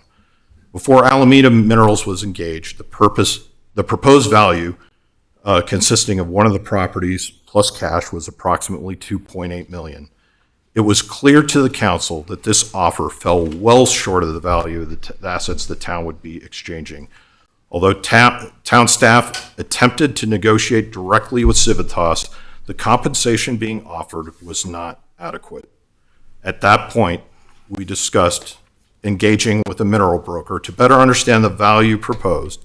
And although town did not follow standard RFP process, staff indicated this matter would likely be handled either through a professional services agreement or a sole source agreement because of the unique nature of the transaction. Unfortunately, we did not follow through with that process, and the town will review this issue through its internal audit process and implement a closed loop corrective process to help ensure this does not happen again. It was also clear from the outset that the town's objective was to maximize the overall value of the agreement with SM Energy. Financial compensation was not the council's only priority. Our primary interest was the land held by Civitas under the 7N name. We were seeking not only the land adjacent to the airport, but also the northernmost property along Arapahoe, in addition to large acreage near the Leon A. World Service Center. While not all of this property is developable, most of it is. The land currently appraised at $13.575 million and could ultimately generate up to $200 million in value for the town through future development. In addition, this land is essential for expansion of our public works facility. This council previously voted against constructing a separate public works facility at the Page property because doing so would have created disjointed operations for the town. The connecting roads, which were designed for limited traffic, would instead have been burdened by heavy truck traffic, industrial activity, and a full fleet fueling station. Acquiring 7N properties provides the most practical and logical location for expanding our public works facility. In addition to the property itself, this agreement would provide for the plugging and abandonment of 17 additional wells not covered under the Draco agreement with the ECMC. You've heard others say that these wells will eventually be capped regardless, but that overlooks the fact that these wells may have 15 to 20 years of remaining life, whereas this agreement would require them to be capped within 5 years. These wells are primarily located in my district, including around Kenosha Farms, Erie Village, and Erie Highlands, where I live. In my view, council members who are opposing this agreement are putting in an unwarranted risk and an opportunity to improve resident safety. Without this agreement, those wells will unlikely to be addressed in the foreseeable future. Finally, the town would receive $4.5 million up front and potentially $25.5 million over the life of operations, representing 3% of production revenue after recovery of 2 times the capital cost. Some of you may have noticed that the projected production revenue increased after the last study session 2 weeks ago. That change occurred because Matt Owens reviewed the contract and identified the production revenue had been reduced to 2% for whatever reason. He brought this to staff's attention, and thanks to the persistence of Councilmember O'Connor, the mayor, and our town attorney, the issue was addressed promptly. Without Matt Owens identifying that discrepancy, we may have not caught it, and correcting that provision represents an additional $8 million potentially to the town compared with figures presented 2 weeks ago. To suggest that a potential deal of $43.575 million in land, cash, and additional safety regulations, 17 plug-in abandonments that would take decades otherwise, is not acting in the best interest of the town or could potentially be subject to legal challenges for not fulfilling our fiduciary responsibility is quite frankly laughable. 3 councilors misrepresented who was actually negotiating this deal. It wasn't by the 4 of us, and it wasn't even by Alameda Minerals. In the end, Alameda only came up with the deal points in conjunction with our staff. For our attorneys who actually drew up the contract that is before us tonight, in addition with SM attorneys. But these 3 decided rather than to participate in a process that could have improved this deal, they chose a path of obstruction. Tonight, I've tried to be as transparent as possible with the community because for the last 9 months, there were 3 members of council that made it clear from the outset that they were not interested in any agreement. Rather than participating constructively to improve the process, they chose obstruction and accused others of acting against residents' interests.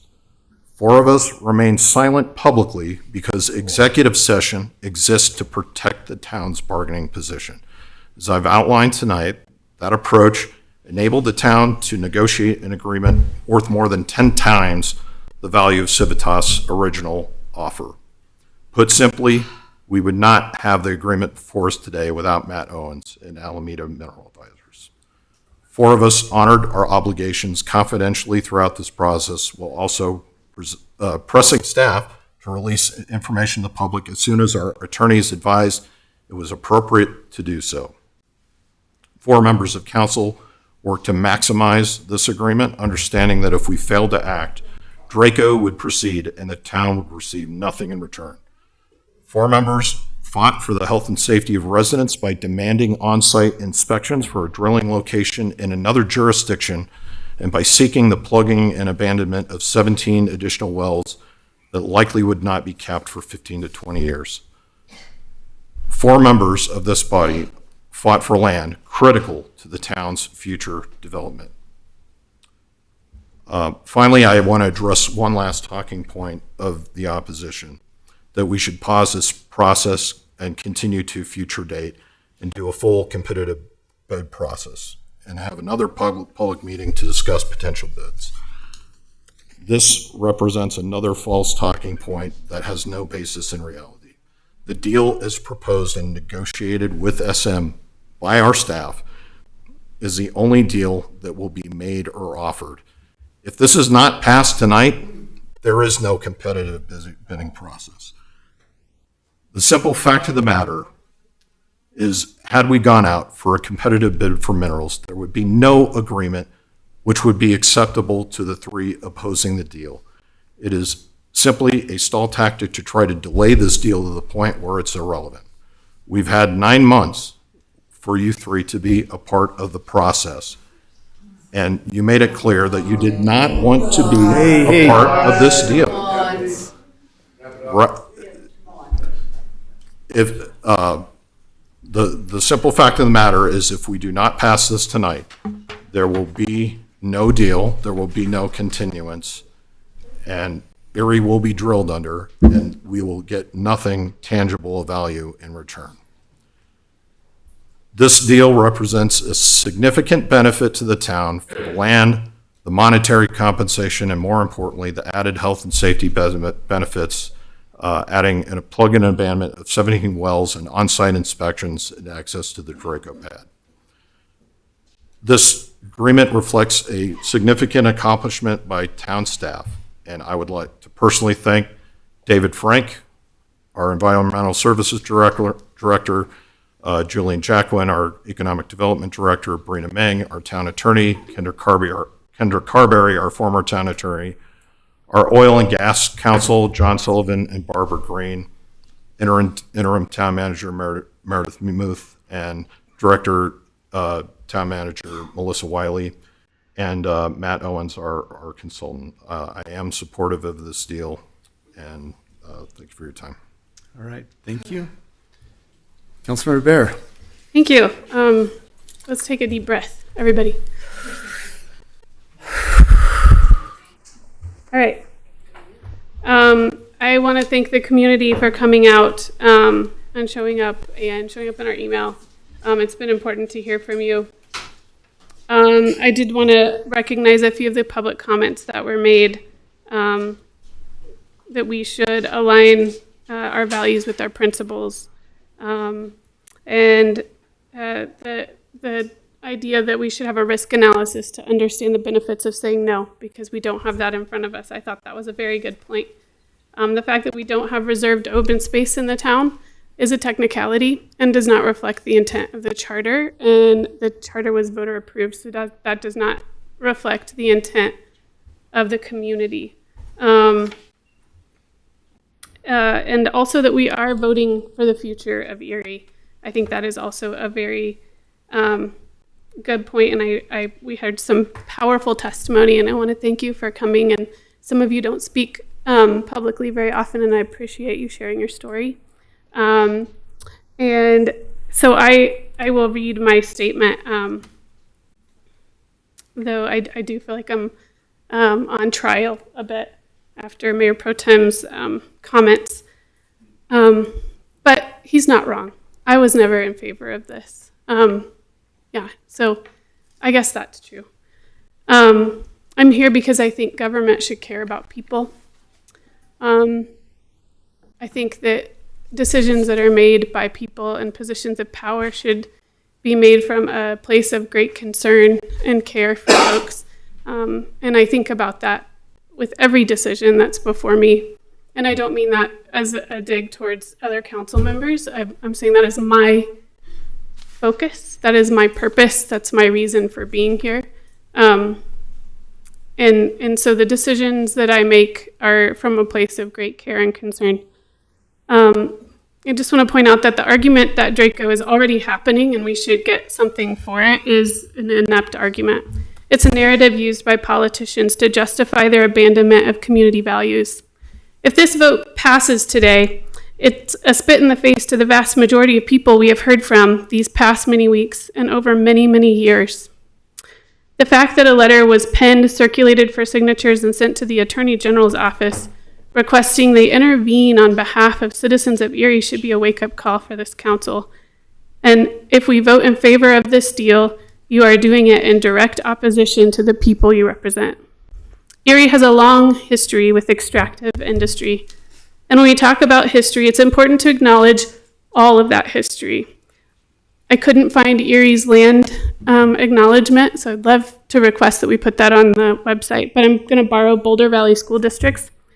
Boulder Valley School District resides on and operates on land that is the ancestral home and unjustly and illegally taken territory of the Ute, Puebloan, Arapaho, Cheyenne, Apache, Navajo, and 48 other tribal nations historically tied to this land, who have called this land home since time immemorial. We acknowledge the atrocities committed here, including the painful history of genocide, forced assimilation, and efforts to alienate the indigenous inhabitants from their homeland, supported by the policies of the United States government. So Erie's history, the land that we call Erie, is more recent. And our history of extraction begins with coal mining. We're still dealing with the wounds of extractive history today. I think that if at any time over the last 100 years or 20 years, our Erie leaders would have stood up to say no to the industry, our maps would look different. We wouldn't have legacy wells or stripper wells in our neighborhoods. We wouldn't be faced with cleaning up contamination from leaks, spills, dealing with venting and flaring adjacent to our neighborhoods. Our lateral maps would look more like those of Boulder County and Broomfield. But that isn't the Erie legacy we inherited. I have worked hard for most of the last decade to change laws and regulations at the legislature and regulatory tables so that local leaders can stand on solid footing when we fight for public health, safety, welfare, and the environment. Senate Bill 24-185 is the latest in a string of regulations meant to empower that fight. It's not too late to draw the line and say no more, but we need leaders who are willing to hold the line. I will keep pushing towards health and safety. We learned on June 2nd that there's a portion of Erie-owned minerals in the Draco DSU that were leased between 2003 and 2012. Imagine if any of those councils had chosen to decline an offer. Where would we be? It's time to draw the line. There are serious concerns in the public with the way this contract has been executed. From the purchasing policy violation that we failed to conduct an RFP before approving a contract with Alameda Minerals, to the mixed stories from Mayor Pro Tem and Mayor Moore about how the relationship with Alameda Minerals came about, to the failure of the contractor to conduct a competitive bid, and subsequently stating via a memo from June 4th that Alameda Minerals had decided to move forward with a competitive bidding process, and that Matt Owens had alerted his contacts at SM to view this as inconsequential. That is not a competitive bid process. This process has not been conducted properly. Any material change to a contract of this size should be amended by council in a public meeting. We amend contracts all the time, often on consent agenda. We were told that this amendment came from the town and is memorialized in email. I was not part of those emails. It's not right that this meeting was scheduled while Councilmember Hoback is attending his son's college graduation. Despite justifications, it's just not right. It's also not right that the terms of the deal are wildly disparate and confusing. I'm going to skip that part. The legacy wells in Erie neighborhoods are a problematic part of the long history Erie has had with extractive industry. They just shouldn't be there. At the very least, they should be long plugged and abandoned. Our residents' health and safety should never be a bargaining chip. The assumption that this won't happen but for Erie agreeing to this deal is gross and a failure. I have already begun to convene a working group of regional leaders to look at what changes need to be made to state policy so that legacy wells are cleaned up much more expediently and this gross tactic goes away. I have talked before about Senate Bill 24-185 and the dominant mineral estate doctrine and how that shifts implied right, which means the operator cannot perforate our substrate estate, but only if this council does not agree to this deal. Saying yes to this deal abdicates our authority to stand for residents during the most impactful parts of oil and gas development, pre-production, including drilling, casing and cementing, perforation and well completion, hydraulic fracturing, and flowback. According to the contract, item 41A says that if either of the following occurs anytime prior to commencement of production of wells as set forth in the approved Draco OGDP, this is the termination clause. 7N, in its discretion, may terminate this contract by written notice to the town, in which case all parties will be relieved of their obligations hereunder, except for the obligations set forth in 41B below. Number 1, letter I.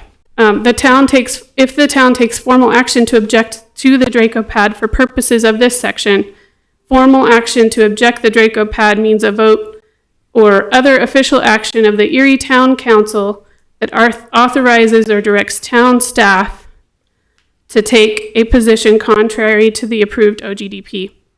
Now, I've been advised that this may not have been the intent of the agreement, but it is how it's written. And it expressly states that any time prior to the commencement of production of wells. This sounds to me like the town will be hamstrung should a need arise to object to any of the production activities that have the most egregious impacts. We may be forced to choose between public health and safety or profit. And it is my personal experience that public health and safety rarely rise to a level of importance when budgets are tangled with oil and gas money. We should not abdicate our hard-fought authority to prioritize our residents' health and safety. I'm going to borrow Mr. Bell's favorite word. It's disingenuous that this ordinance says, the town council finds that the adoption of this ordinance is necessary for the protection of the public health, safety, and welfare. For all of these reasons, and all of the reasons I have previously stated, and because of my commitment to stand with and amplify the voices of the people of Erie, I am an ardent no on the vote, not just to delay, but an ardent no to the deal to approve this ordinance. And I encourage my fellow council members to join me. I also want to mention that while 17 legacy wells in communities it's important that those are gone, there are other wells that are not in this deal, including a low-producing well directly adjacent to Red Hawk Elementary. But since it is not technically within the town boundaries, it's not included. And I'll end there. Thank you. All right, Councilmember Mortellaro. Okay. Well, thank you everyone for attending today and also for those who spoke. I hope you're also willing to listen, because I've got a few things to say. First, Draco is happening. That's not a political statement. That's reality. And that's where we should start. That's the starting point when evaluating this deal. Draco is happening. It was approved by the ECMC March 2025 by 4-1 vote. 26 wells. All the concerns about air pollution, noise pollution, traffic, and health and safety concerns, all there, approved. The community did a great job coming together at the middle school, the write-in campaign, and the 2 ECMC hearings. I participated in all of those. It was still approved. Every expert that we've worked with throughout this process has agreed Draco is happening. If you're still in denial that it's either wishful thinking or you've been given misinformation, so please challenge your sources. I challenged mine multiple times. I've met with 3 geologists and an ECMC petroleum engineer, as well as many others, all of whom are saying we're not stopping Draco, whether we approve this proposed deal or not. Draco is a $1.5 billion operation. Yes, $1 billion. Civitas has been working on it for 3 years, over 3 years. They have acquired the approvals, the mineral rights, and made commitments based on it. Do you believe that a 2.7% of the minerals is going to have a significant impact on the scope of this project? No, it's not. I'm glad that several here have finally come to that point through the 2 study sessions and the multiple public hearings, the 2 public hearings that we've had on this. So I'm glad that we're making progress on at least that point. So what we might have influence on is the spacing. Okay, so we got 26 lateral wells going, about 2 to 3 miles wide. We might be able to, and this isn't for sure, this is theoretical law, that we might be able to affect the path of those 26 laterals. There's no guarantee there. And that would be to avoid our mineral rights. So the rough calculation I did was center line to center line, these laterals are about 600 feet apart, right? So one of the ways they might go about avoiding our minerals is to go north and south of our minerals and put these laterals closer together. Does that harm the homes north and south? Maybe. Does that help the folks that are under our minerals? Yeah, if that's the way they choose. Again, it's theoretical law that we'd have to prove, and they could continue on the path that they're currently going on, and not perforate and call that avoiding our minerals. We don't know. Like I say, that's the only influence our minerals give us, is changing the spacing of lateral wells that are, and if they do avoid, if we do force them to go around, then the laterals are now going to be longer than they're currently projected, which is 4 to 5 miles currently. How does making the laterals longer help us? These laterals are 7,500 to 8,000 feet below us, with a thick shale layer of over 1,000 feet between the well bores and the surface. I find some comfort in that. I've discussed this with the ECMC petroleum engineer, and basically they pointed out that this layer acts as an impermeable, flexible seal between us and the thing, and the well bores. So let's talk about the health and safety improvements of this deal that will provide the town. The 17 wells near homes, commercial properties in Kenosha Farms, Erie Highlands, College Hill, and Parkdale neighborhoods, plugged and abandoned on a timeline within 5 years. These are older wells, and they're on top of the 22 wells that are already in the Draco deal with the state. But these 17 wells are outside the Draco drilling area. And therefore, they could be in operation for decades. There is no incentive for these wells to be plugged without this deal. And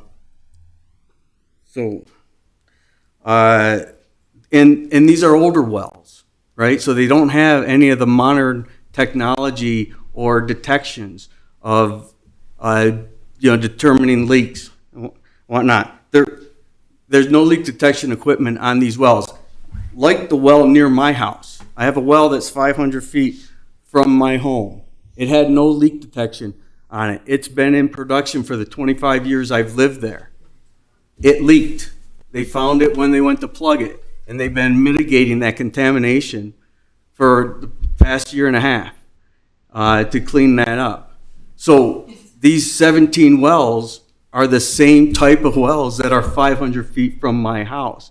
We will celebrate when the mitigation is finally complete. I walked around and talked to my neighbors around there. They're as frustrated as I am.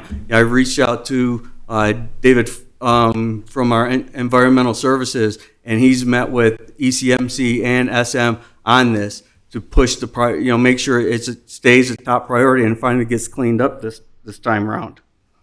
I get it. I understand it. I've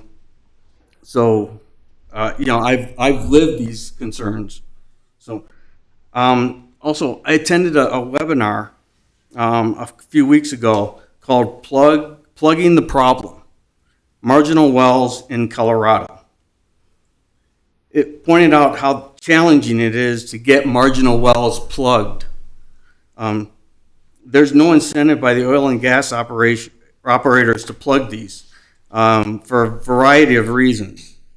The top priority of the webinar was to get 42 wells that are near schools plugged. There are many challenges associated with this.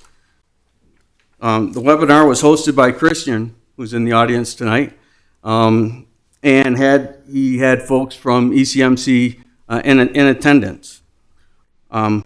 With this deal, we get 17 wells plugged and abandoned, bringing the total plugged and abandoned wells for an Draco operation to 39. This is almost as many as was highlighted in the webinar. But these 39 wells will have a clear timeline. So I don't understand why there is not unilateral support for a significant health and safety gain from this deal. So again, I know the improvement. I know like I say, I've lived it. I'm 500 feet from a well that's been active for the 25 years I've lived there. So something to celebrate when it finally gets mitigated. That my wife and I will definitely appreciate that being gone, and so will all of our neighbors. Again, it's this is plugging those 17 wells in a timeline. There is, that's a huge health and safety improvement for our town.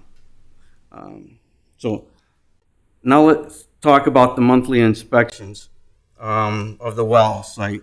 That's not in Erie, but in unincorporated Well County. Monthly inspections during the drilling and fracking, and quarterly inspections for the entire time Draco is in production. We don't get that without this deal. We have an awesome environmental services team that have the equipment, the expertise to discover and report any issues at this site. This is a historic deal from a health and safety perspective. If you'd like to learn why, please ask Christian for the presentation on plugging the problems. There is no plan for those 42 wells. We could have a plan for 39. We have a plan for 22. 17 will be added to this deal if we approve it. Now let's briefly touch on the compensation that the town will be getting with this approval. The cash, the land, the revenue, the well mitigation. Tangible current value is equivalent to 2 times what Erie brings in sales tax in a year. It's more than 5 times what Erie brings in property tax in a year. It doesn't even take into account the potential future economic value, which could be in the hundreds of millions of dollars. I think it's sad that some will not vote to approve this deal due to politics, instead of voting for what is best for the health, safety, and prosperity of our town. I can make a strong argument for this deal if we were only getting the 17 additional wells plugged. It's even stronger argument in the deal with these 17 additional wells. This will plug all the wells in Erie that are owned by SM Energy. So there will be no more wells in Erie that are operated by SM Energies from that point on, if we approve this deal within the 5-year window. Plus the monthly inspections of the well site. You know, when I was a kid, my mom used to say, would tell me and my brothers, you know, don't cut off your nose to spite your face. An interesting way of saying, don't harm yourself in an attempt to punish or harm someone else. Let's not walk away from this health and safety improvements, the 17 plugged old wells with no leak detection and access to the well pad, because we tried and failed to stop Draco. I would like to thank the staff and Alameda Minerals for the work that they've done on this historic deal. And my apologies to Alameda Minerals for the unwarranted scrutiny and accusations. They have been nothing but professional and amazing partners, helping us understand the value of our minerals. I am confident that outside the purchasing policy, this process and due diligence has been done completely and properly. So, again, this deal will bring significant health and safety to the community versus possibly altering the path of some of the 26 laterals. That's what we're talking about. 17 wells, access to the well site for inspections, possibly being able to affect the path of some, maybe 5, 6 of the well bores, and making them go around our minerals and then making them longer. So, thanks again. All right, thank you. There's so much to say, so much that has already been said. I feel what you're saying. I'm an Erie resident too. 28 years in Erie. I also own 3 properties that will be drilled under. So I'm not sitting somewhere going, hey, this is something that's going to happen to somebody else. I've had to internalize that as well. Another council member up here said that some of us have abandoned our values. And this is the hardest thing about being an elected official. Having fiduciary responsibility means you are legally and ethically bound to act in the absolute best interest of the organization you're serving. In that case, we are legally and ethically bound to have Erie as who we're serving, not our own values. When you're a fiduciary, you must put other parties' needs, financial well-being, and interests ahead of your own. It is the highest standard of care recognized by the legal system. And I take that seriously. I've been your mayor for 7.5 years. And there isn't a vote up here that I don't care about Erie to my core. I think part of the challenge that we have on this, and I saw it in many of the comments tonight, was that it felt like you were lobbying the ECMC to stop Draco. And that decision has been made. Draco will happen. We've been told that by our attorneys. I was told that by the executive vice president in charge of this last week. This is the only opportunity we have now. If the vote goes down in failure tonight, we're done. Erie will get nothing. Draco will continue. If the vote passes tonight, then the agreement that's in front of us and that we've explained through 2 study sessions, 2 public comment input sessions, an FAQ that is on the website to explain the intricacies. And I say the intricacies because this is nuanced. We have been thinking about that as a council for a long time, and it's easy to forget about all of the things that many others have said here about the benefits. And so I look at this from the lens that it's happening, and if it happens and the Erie residents get nothing, then my fiduciary responsibility has not been met to ensure that fiscally and the well-being of our residents is met.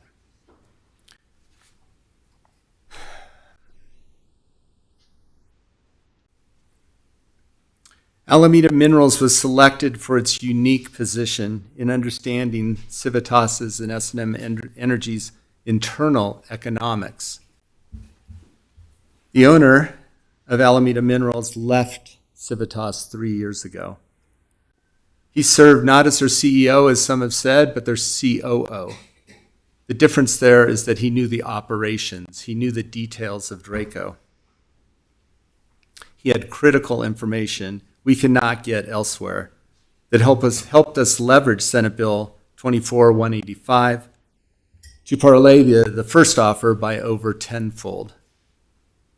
It's true that the town staff did not follow procurement best practices, specifically sole source justification. This is highly concerning and is being handled as a separate matter, including an independent audit. This lapse in the internal procurement process, however, does not negate the contract itself. As for the overuse of the executive session, I find that just absurd. We had definitely discussed this in executive session like we do with so many contracts. If there was an issue, all of us at the time of the executive session has the ability to call an objection in the executive session where we have attorneys that help us navigate the executive session comments. We've all been briefed on things that we can say and can't say in executive session. No one up here said that there was an issue with any of the executive sessions until we got down to this point. And so I just find that an assault on what some of us have been trying to do up here to ensure we're doing the right thing from a fiduciary standpoint.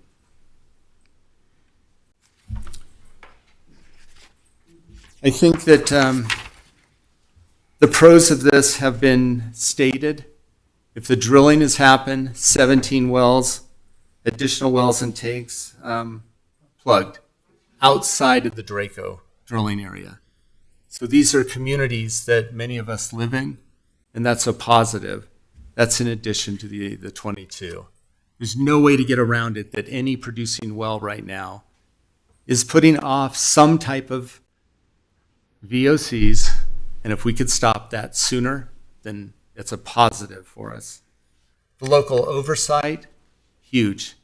Being able to get on the drilling rig in Weld County outside of our jurisdiction on a monthly basis during drilling and on a quarterly basis after the production starts, that's something we have no control. We simply can't go there today.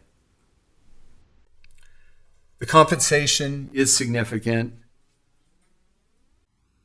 When we first started this and we had the first offer, $2.8 million, I think all of us said, well, that's not worth our time or energy to even get involved.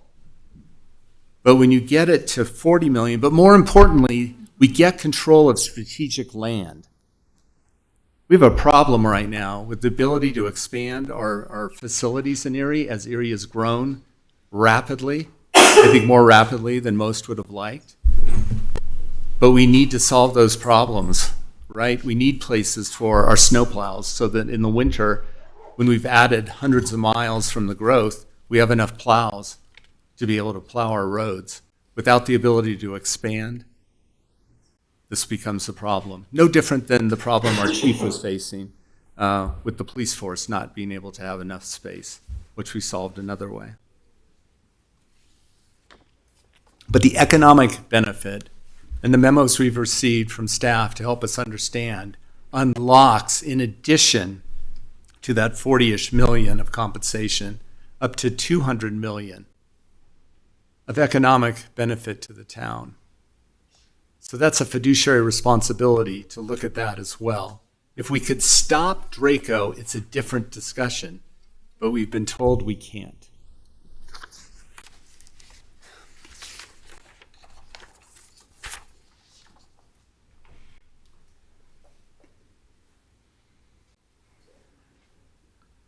Most of Erie is already fracked. When I sent out the blog I sent a graphic on there. There were yellow lines on it. Those yellow lines are where we're already drilled under. This is no different. We've been through this. Property values have not fallen, as some have suggested. Others have suggested foundations are going to crack. We haven't seen that either. The fact is, this is deep in the ground. It's over a mile, close to a mile and a half down. And so when they're doing the drilling, there's no evidence that there's going to be subsidence, that foundations are going to crack. We've already been drilled under in many neighborhoods, including Collier Hill, which I was getting people, concerned about that. And when I shared they'd already been drilled under, they were surprised. And I think, it's just true. We have drilling all over Erie as it is now. This is just another place that the drilling will happen. This is hard.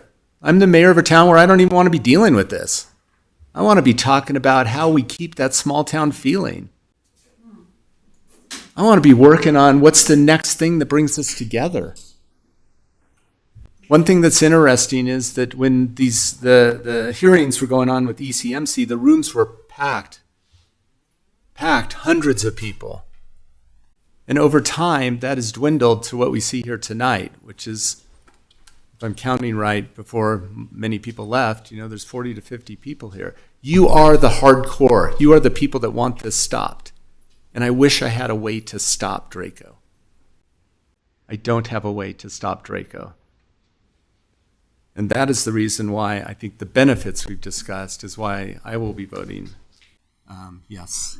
I'm not sure if I closed the public hearing, so I'll officially close the public hearing. Then I'll see if we have a motion to approve ordinance 28, 2026. So move. Second. We have a motion and a second. Is there any further discussion? Will the town clerk please take a roll call vote?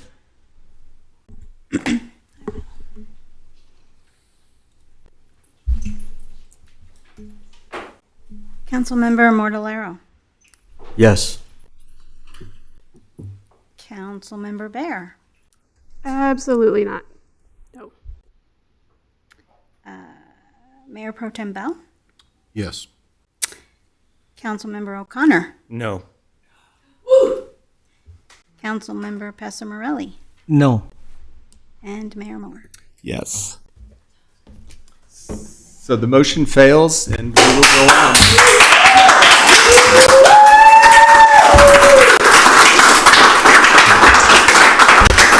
And with that, I adjourn the meeting.